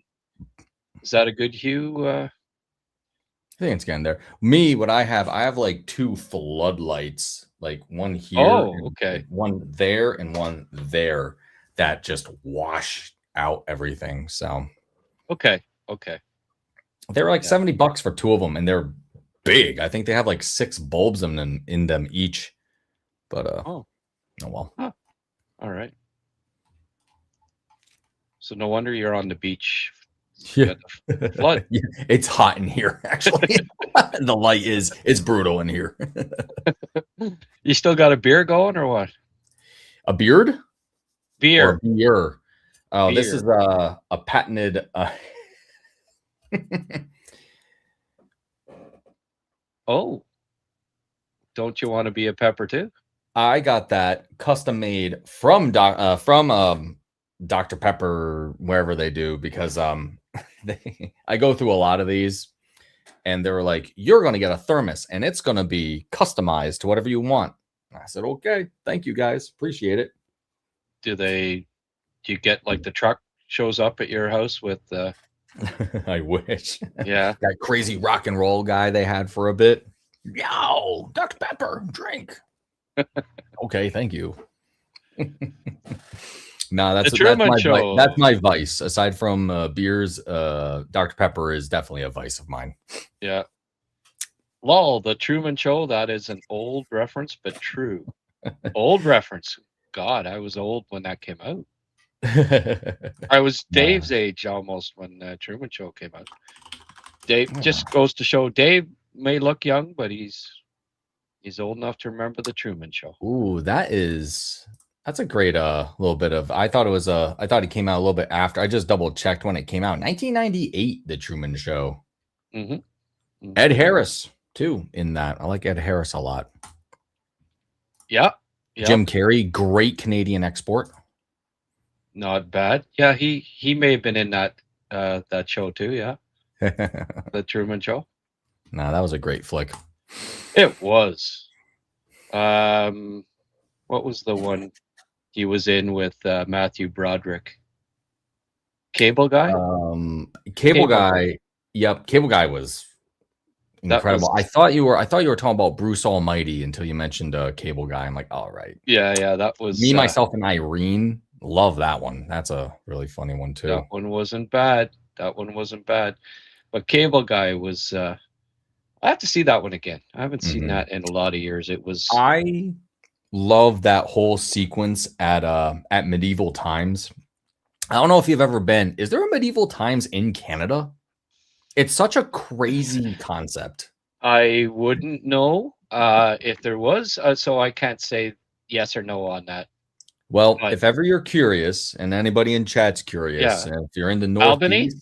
No, that would be great. I'd be there every other weekend. Okay, it's so silly, but no, I think there's actually one in New Jersey, and that's the one. Okay, there's one in Toronto. Oh, I just looked at the chat. but not in Montreal. Damn, eh? Not in Montreal. No. Imagine a French medieval times. What on the plains of Abraham? I don't think they'd be up. I don't think they'd be up for that. Oh no.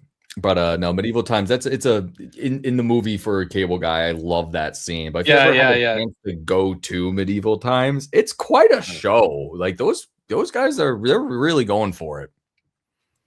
Okay. So like, what is it? Those. It's not like those period time things where they reenact the Civil War reenactments and stuff like that, or not quite like that. What they usually do is that there's I think they do it in seasons. Like this year, the show is going to be this, and there's like a tournament, and the king's overseeing the tournament. And when I went, it was like, oh, then like an evil wizard came and stole the princess, and now the knights are turning on each other to, try to save her, and it's a whole spectacle. It's pretty. I mean, you're in the section for whatever knight you represent, and you're like, let's go, Green Knight, come on.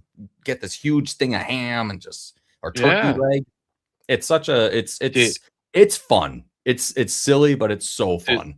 Do they make you take mushrooms before you watch this? Or all right, not to get too personal, but let me tell you about the time I was in New Jersey watching the Habs play the Devils. Took some during second intermission, and I thought it would kick in after the game. No, that was an incredible game. I was seeing things I've never seen the Habs do before. Yeah. I couldn't believe it.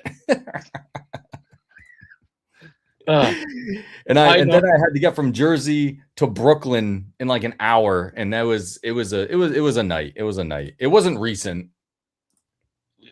Did you walk? No. Okay.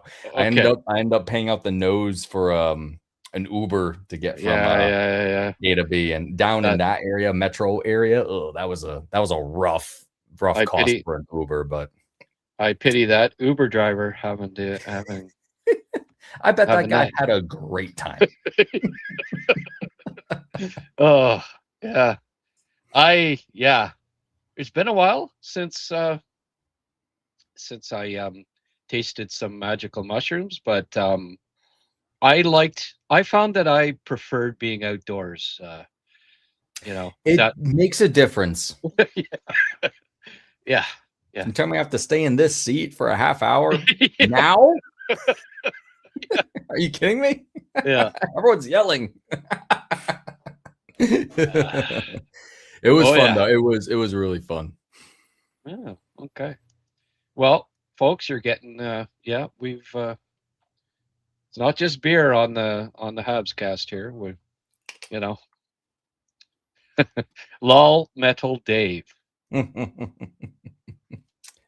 once in a while I'm good for a laugh. Yeah. Auger du Dragon Rouge. Ooh. So you haven't been there yet, Dave? I haven't heard of it. No. I've been to Montreal pretty often. Oh my God, that looks like a beer garden. Oh, it's by... Ooh, that's up there. Let me see here.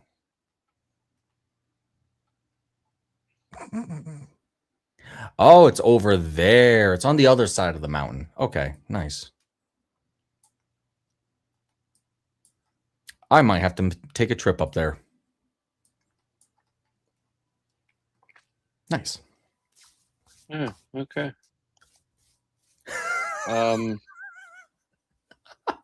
Metal swords, horseback riding, they go hard.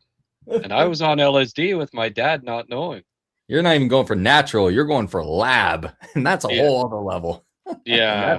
that stuff hits you like a needle through a thread there. Oh, with your dad on acid. Okay. Are you winning, son? Yeah. Yeah. Well. Whew. All right. I'm gonna save that one in. Yeah. That post by Kevin McCarty or the Dragon Rouge. Yeah.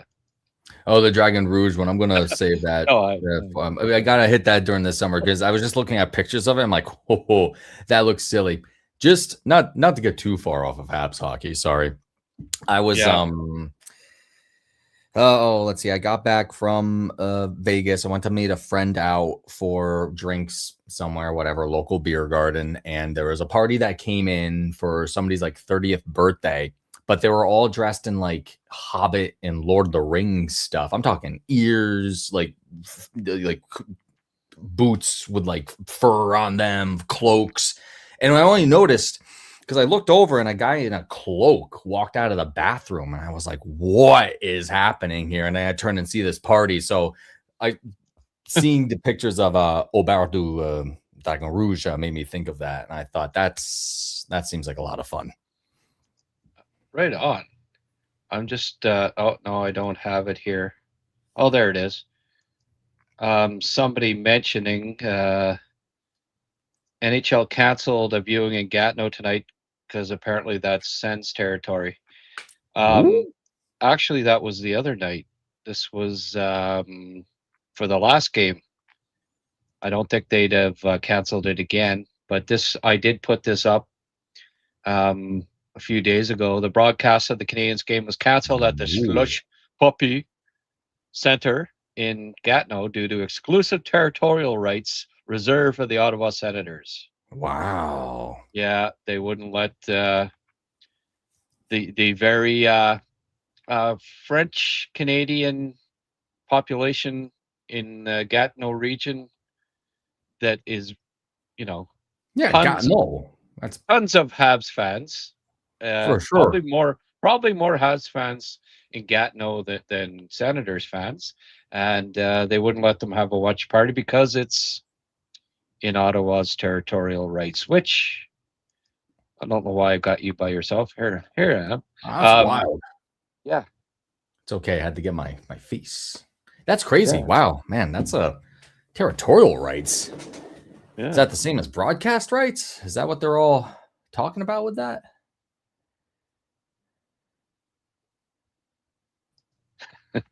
That's full Dave. Well, it was a watch party, at the arena, and they wouldn't let them. Oh, at the noise. arena. Oh, interesting. Yeah, I mean, the junior arena. Okay. I mean, if they don't like making money, Well, I mean, they could have gave the Senator, said, "Here, we'll give you $3 on every ticket," or like I'm sure, like what the Habs have been doing is beer number 3, by the way. oh, Dave, there we go. Perfect. Dave drives me to drink.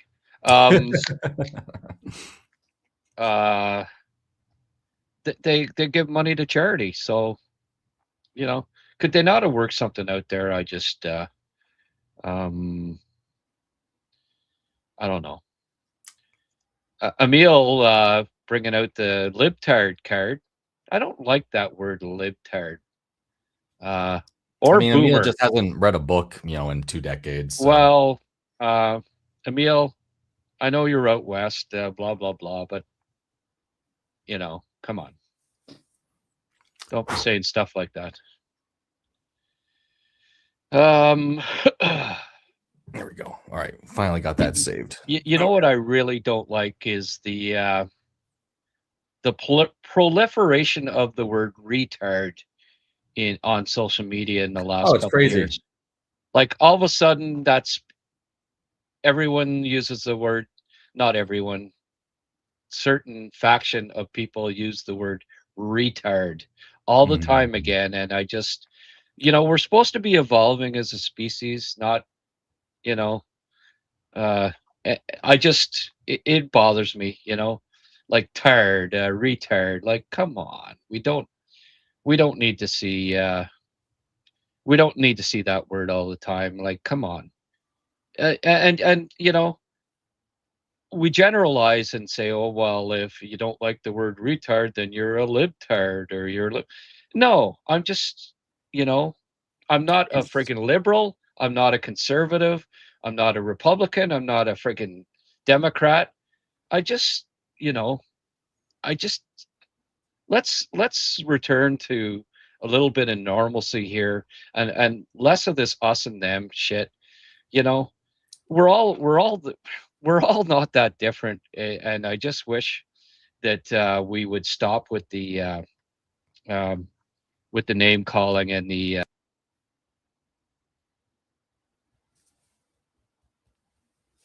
Got you muted, Grant. I think you muted yourself, actually.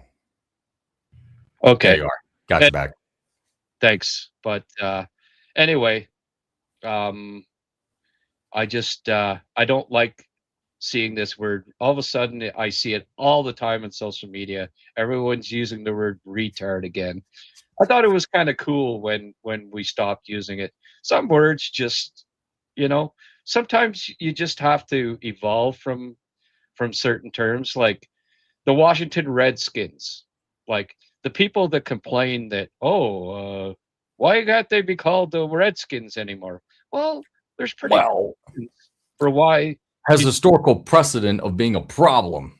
Well, like, come on, people, like, just have some respect and decency, you know. It's so easy to not like punch down because it's obviously something that's either focused on folks that do have some sort of issue, or you think have some sort of issue, or you just don't like them. It's like you can say anything else but that. And even aside from that, if you feel yourself be forced to behave like that, don't, because it costs nothing to be kind. And if you're expending energy just to try and bring somebody else down, you got to reevaluate yourself and figure out what you're doing, especially online, especially in the real world, but in particular online, because the anonymity that the internet gives the folks is like a it's a shield, but at the same time it's also the emperor doesn't have clothes, because now you've just outed yourself as being someone that doesn't respect people. Yeah, well said. I've blocked a lot of people on social media, and I just I'm sorry, I just don't have time for it. And I also get a kick out of the people that go out of the way to this guy blocked me, and and then complain about it and this and that. Well, you were blocked for a reason. You were probably being disrespectful, and so live with it, right? Don't go back to social media and complain about it. Well, it's not something that you should be proud of. I have been blocked by people, and I've never had the urge to go on social media and this guy blocked me. Well, he blocked you for a reason, or she blocked you for a reason, or whatever. You move on. Like it, don't let it bother you. Just maybe get a lesson from it, Anyway, Dave, what's that? Gotta learn. The only way you can learn is listen. Metal Dave is a very wise man. There you go. That's so silly, Mr. Wade Wilson. Yeah. So Marvel superhero, Canadian superhero at that, Mr. Deadpool. I former quarterback for the former quarterback for the Oakland Raiders is what I call him. True. Yes, that is true. Yeah. And I also think, reading that he might be on mushrooms right now. Metal Dave is a very wise man. Dude. I took nothing tonight, Grant. Nothing. No, I mean, Wade is. After that game? After saying something like that, I think he's on truth. People who use gutter language should read some books. There you go. I've been saying it. Dave has been saying it, and it's been echoed by Mark. Shots aren't accurate, guys. Look at the amount of block shots as well. Still need more shots, but it's not as low as it seems. That's actually a super good point, too, because we haven't talked at all about block shots. And the Habs are apparently the playoff leaders in that regard. But Carolina, too, man, they're blocking shots left and right as well. And that's something that we ought to consider and take into consideration when we're talking about the game. Again, overtime loss sucks. It was 1 goal, and it was 1 goal for game 2. I mean, Habs will figure it out. Yeah. As we were saying before, too, resilient team, and they're the comeback kids for a reason.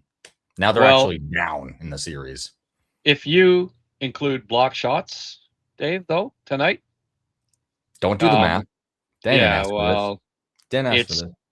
It's 62 when you count the two for Carolina. If you count shots on goal and block shot, actually no, 71, and Montreal 31. Hey, that's better than 12. Yeah, well, way larger. But this 71, that's not 40 difference, folks. So if you do count the friggin' block shots, it's even worse, because the Habs blocked 33 and Carolina blocked like 13 or something, like 18. So 15 more block shots for the Habs. So when you add that in, unfortunately, it's even worse. I hate to have to say it, but yeah. Good on you, Grant. It takes a special kind of asshole for you to block them. And up the Yes. irons, Kev. Okay, Iron I thought Maiden you meant that I'm an asshole for blocking them. I didn't read that right to begin with, but okay, now I understand. Thank you. Hit that like and subscribe, everyone. Yeah. Dave, have you subscribed yet to Habscast? Must have on Patreon. No, on YouTube. I bet you haven't, eh? Don't know what you're talking about. Don't know what you're talking about. Well, I'm making a note right now to double check. Right. Please take the time to hit that subscribe button. I would appreciate it.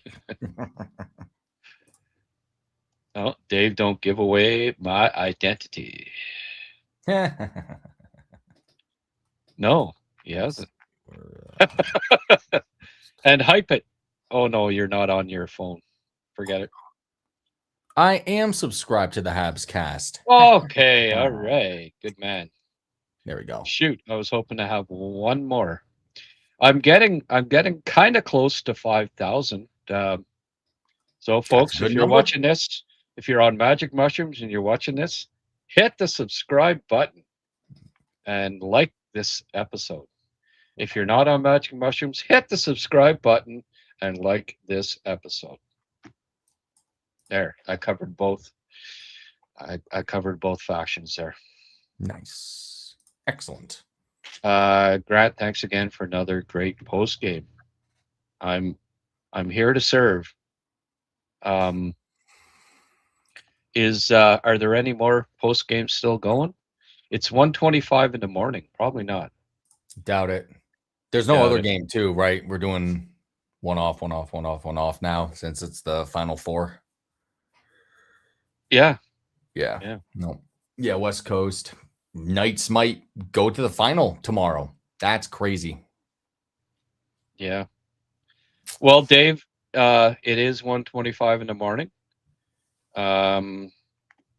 You got a lot of Dr. Pepper in you. As one does. Bit of caffeine in that. Oh yeah, way more than recommended. I have to get like a snack in actually, and then I gotta get to bed. I didn't have time during the game. My mistake. You haven't eaten yet. Oh boy, yeah, might be time. Yes, sir. Well, I think that'll be it. Doctor always recommends that you eat at 1:30 in the morning. Obviously. Doctor knows me well. All right, my friend. Thank you so much as always for coming on, and maybe Friday if you're I'll you're see what I'm available. about. Okay, I'll text you and we'll see. Veronica's going to be on Wednesday. Perfect. I'll tell her all about our all about the frivolity, and we will maybe I'd like to get the two of you on. It'd be kind of like a happy hour reunion on Habscast. Yeah, that's right. Absolutely. Different host. That's it. That's all. Could even let you host that one. Oh geez. I don't know if I can do that. No, I'm not gonna take the hammer away here. Well, I actually started out being a guest on my show or whatever. I kind of preferred it, but I'm getting used to the hosting thing. It's like anything else with practice, you become competent. All right. Thank you. You go find your beach towel there and lay out for a bit. Yeah, for sure. And we'll talk to you soon, and hopefully next time it'll be after the Habs go up 3-2 in the series. That's right. Oh yeah. We should actually also mention big ups to the Victoire de Montreal, the Montreal there, our ladies team finally got themselves a Walter Cup. So good for them. And I think that's it. Good night, everybody. And Grant, thank you very much for having me on. I'm glad I finally managed to have some time to come on. Good stuff. Okay. Yes, sir. Thanks, Dave. All right. Thanks a lot. Thanks, chat. Have a good one. Go Habs, go. Dave Auger, folks. The one and only. These are the days I know. These are the days I know. Some of them are David's, but he's Dave. LFG.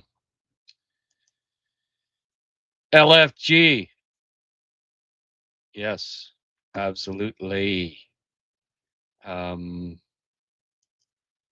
Take care, Dave. Dave? Dave's not here.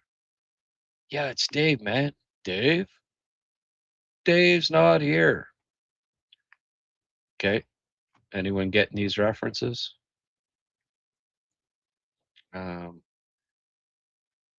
What's women's team?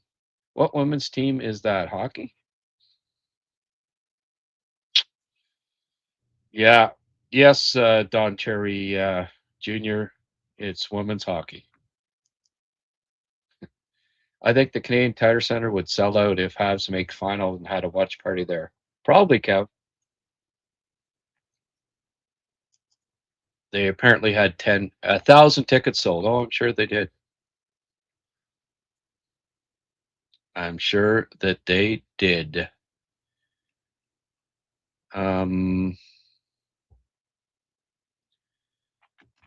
We have 84 people still tuning in here. A few Westerners.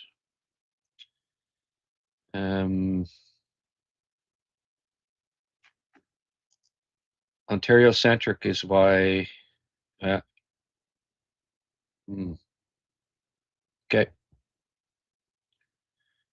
All right. We were getting a little too much into the politics here tonight.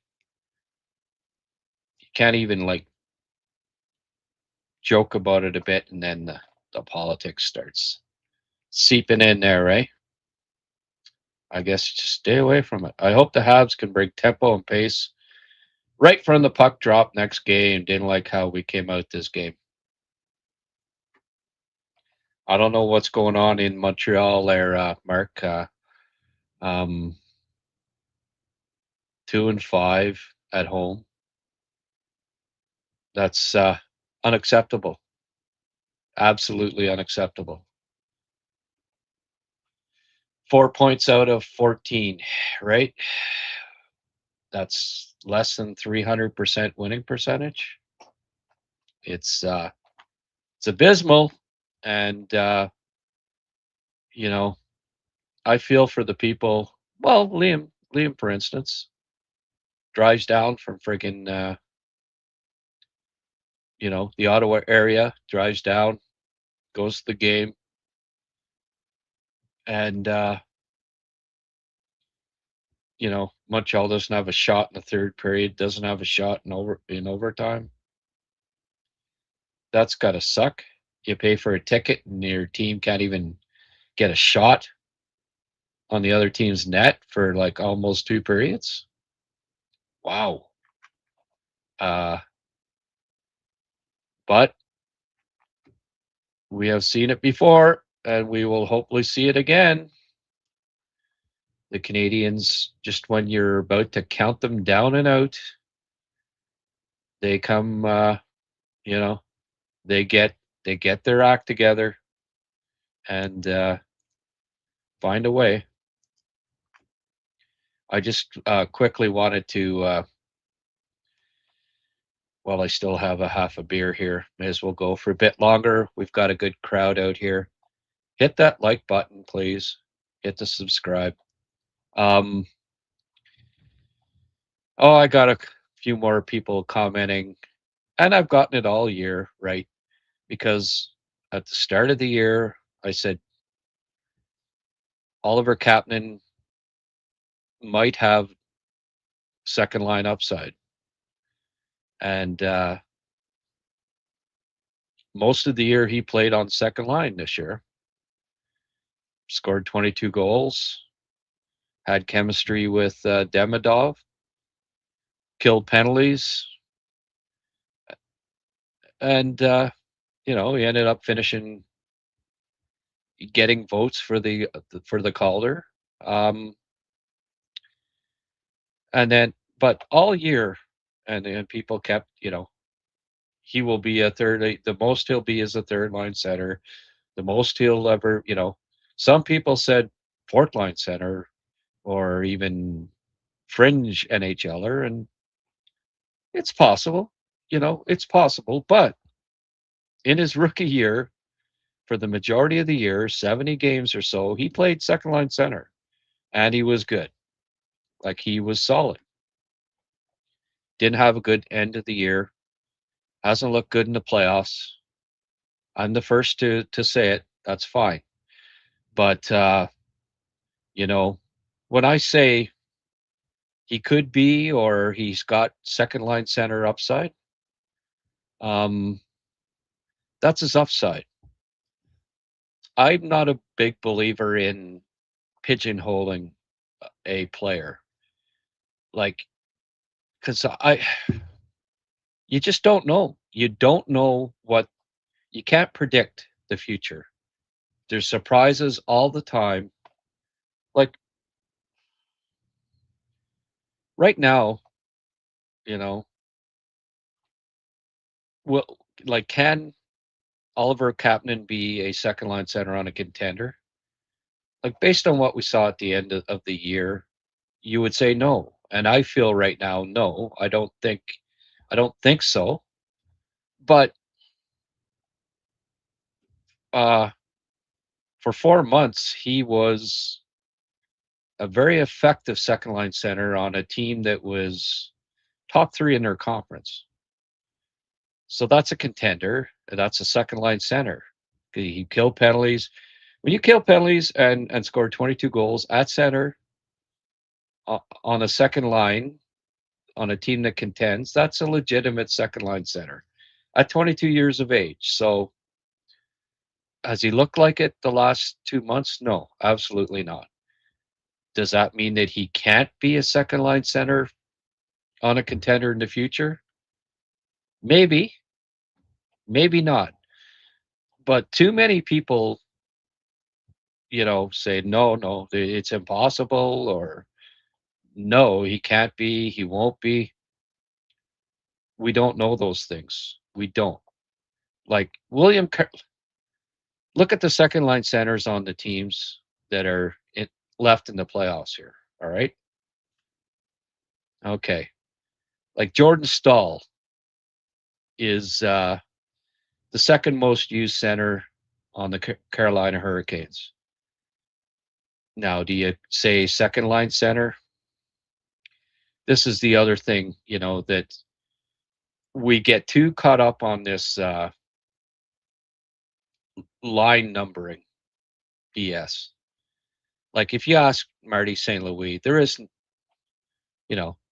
like, he gets asked, well, the third line, well, oh, he's the third line center, or oh, he's the second line. Like, they don't put numbers on it. So why do the media and fans always have to, why do we have to?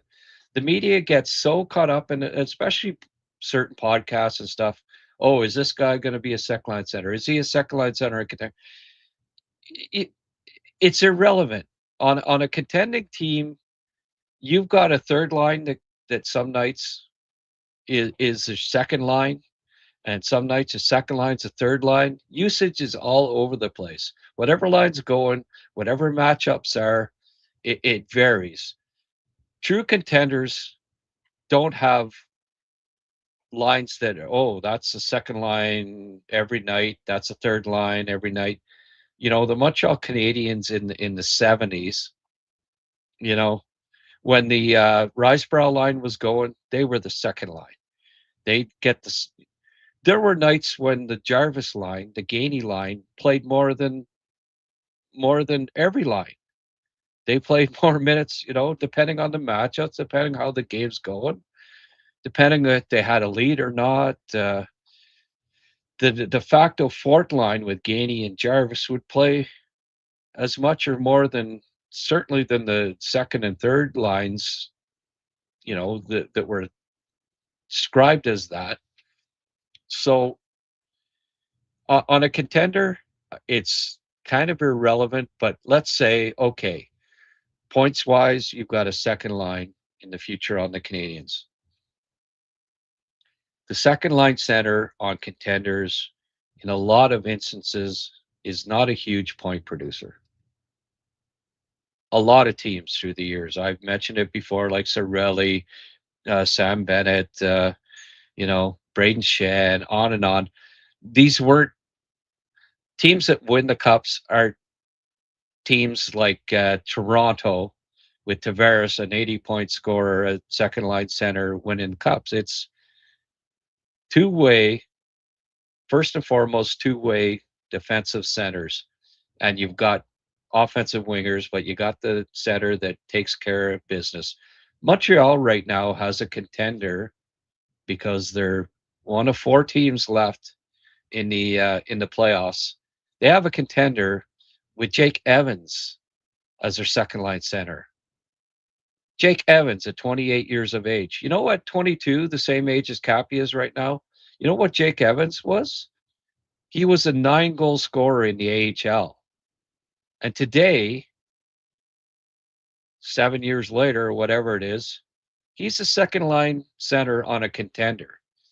So to say that it's impossible that Oliver Kapanen in the future could be a second line center on a contender is ridiculous, because you don't know. I don't know. You don't know. Nobody knows. William Karlsson, all right? He's the second line center on a team that's going to the finals here now. He's playing 17, 18, 19 minutes a game. He's the second line center. Check out his stats the last 2 years.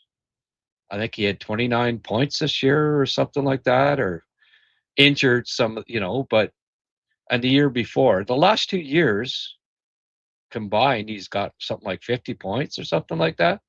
He's the second line center on a team going to the final. So that's a contender, right? If you're in the Stanley Cup final, presuming that they win one of the next 4, and they will, I would think.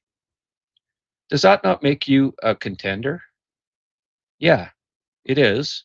And they've got a player who right now is a less than a half point per game player.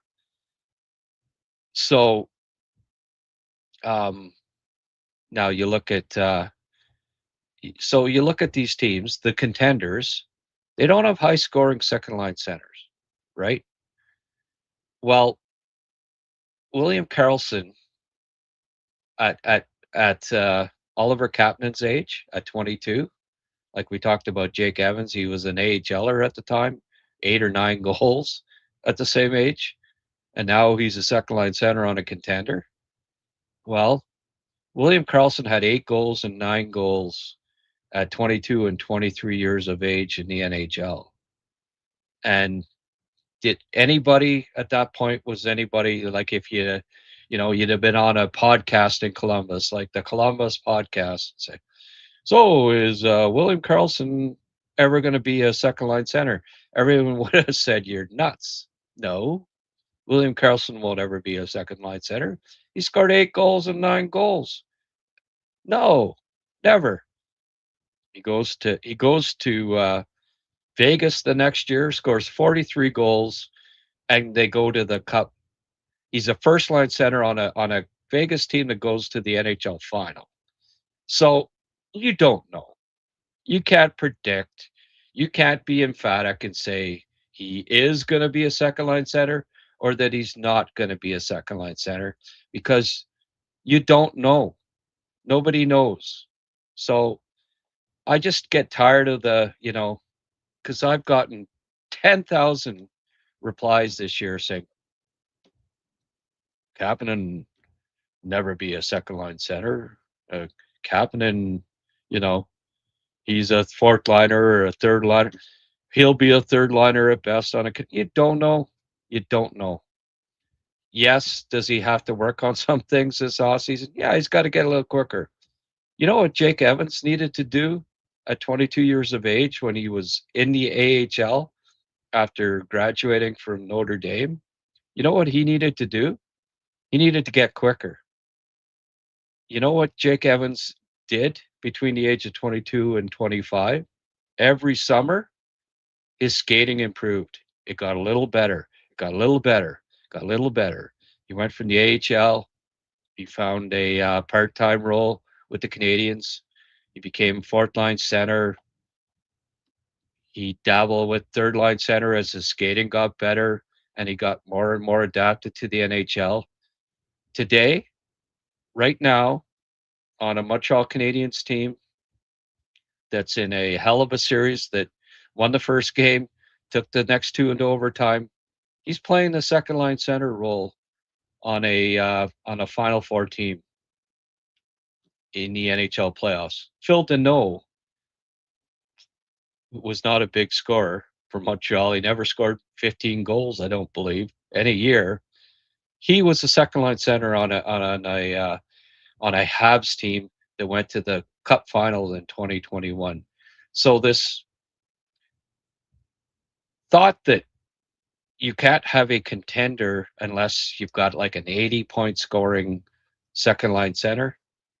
That's not the typically the makeup of a contending team. That it's all about points for the second line center. Back in the heyday of the Montreal Canadiens when they won those four cups back in the 70s, they picked up Sam Pollock, traded for Pierre LaRouche. At 19 years of age, he scored 119 points or something like that. He could not play second line center on the Montreal Canadiens because he wasn't good enough defensively. Pierre Mondu, who never scored a pile of points in the NHL, but was solid two-way NHL center, he played second line center on those Habs teams while LaRouche sat in the press box in the playoffs for the most part. Why? Because you need a conscientious defense first second line center as a rule. It's just so important. Cup winners forever 80% of the time have the second line center first and foremost is good away from the puck. So right now, no, it doesn't look like Oliver Kapanen will be the second line center in Montreal. I've said it. I've been saying it the last 2 months, but will I predict that he would never again be the second line center on the Montreal Canadiens? No, I've followed the game too long. I know the history of making these predictions and being wrong. So don't I don't like being emphatic and pigeonholing players and saying no, he can't be this or he can't be that, because I could give you a ton of examples of players that you didn't think would fill this role or that role, and they do. Players are still developing at 22 years of age. Jake Evans is a good example of that, right?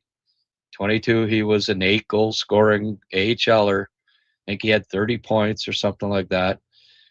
At the time, would anybody have said, "Oh, 7 years from now he'll be on a Montreal Canadiens team center in the second line that is 3 wins away from the cup final." So anyway, all good.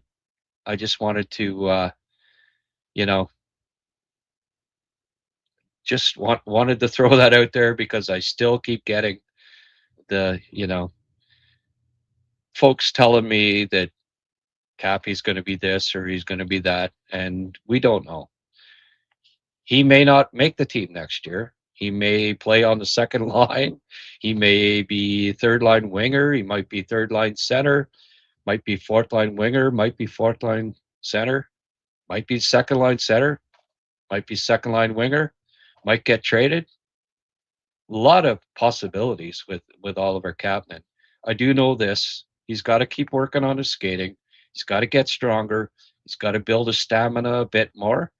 And if he has a good offseason, I look forward to seeing him and Cap next year, battling it out with Owen Beck, Fleury, and Jack-Eye. You know, they'll all be hungry, and it's going to be a great camp next year. I look forward to it. Just have Arbor kick the tire to someone right at the opening faceoff. Much better than getting scored on. Yeah, really. Didn't get scored on the first shift, but of course gave up the first goal again tonight, right? Third line center, second line winger, 22 goals is not bad. He's a rookie still. Did not end well, but Christ almighty, who is that guy in Colorado? Heard Max Domi was having surgery. Yeah. Really would be nice to have these playoffs for some oomph. Maybe. There were complications, and now he's out indefinitely. Move Bolduc to top line. Slav Demi Deno. Ooh.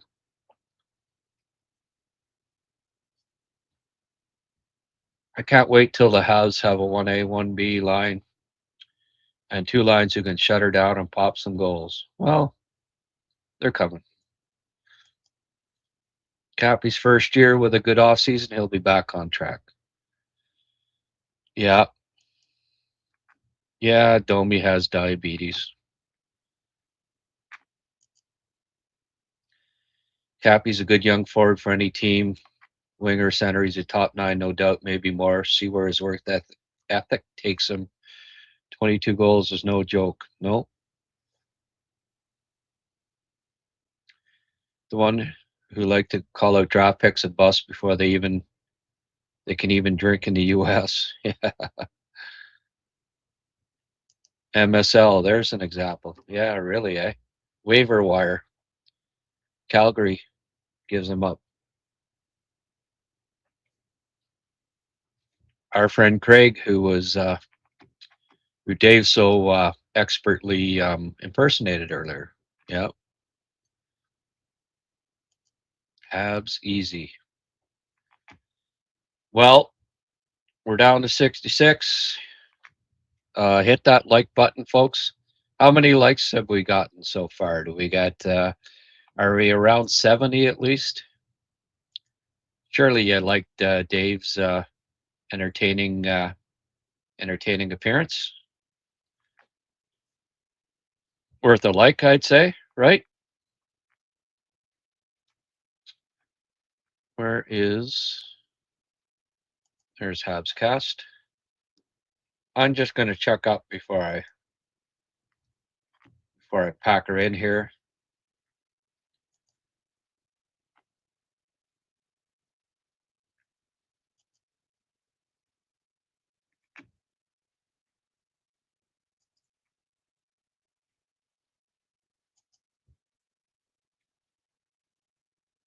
"31 likes.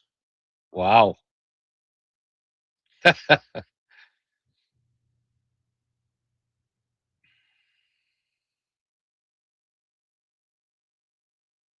Okay. Tough crowd. Guess the Habs got to win the next one, eh?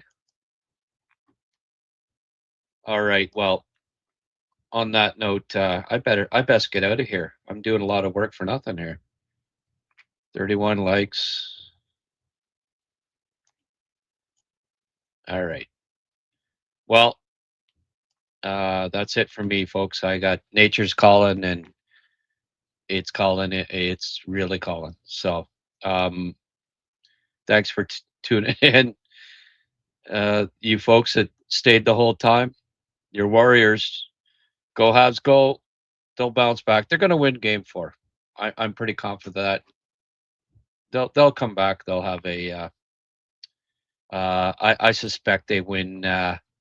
They score a few, get rolling here. Freddie Anderson can be had. They got to get the offense rolling.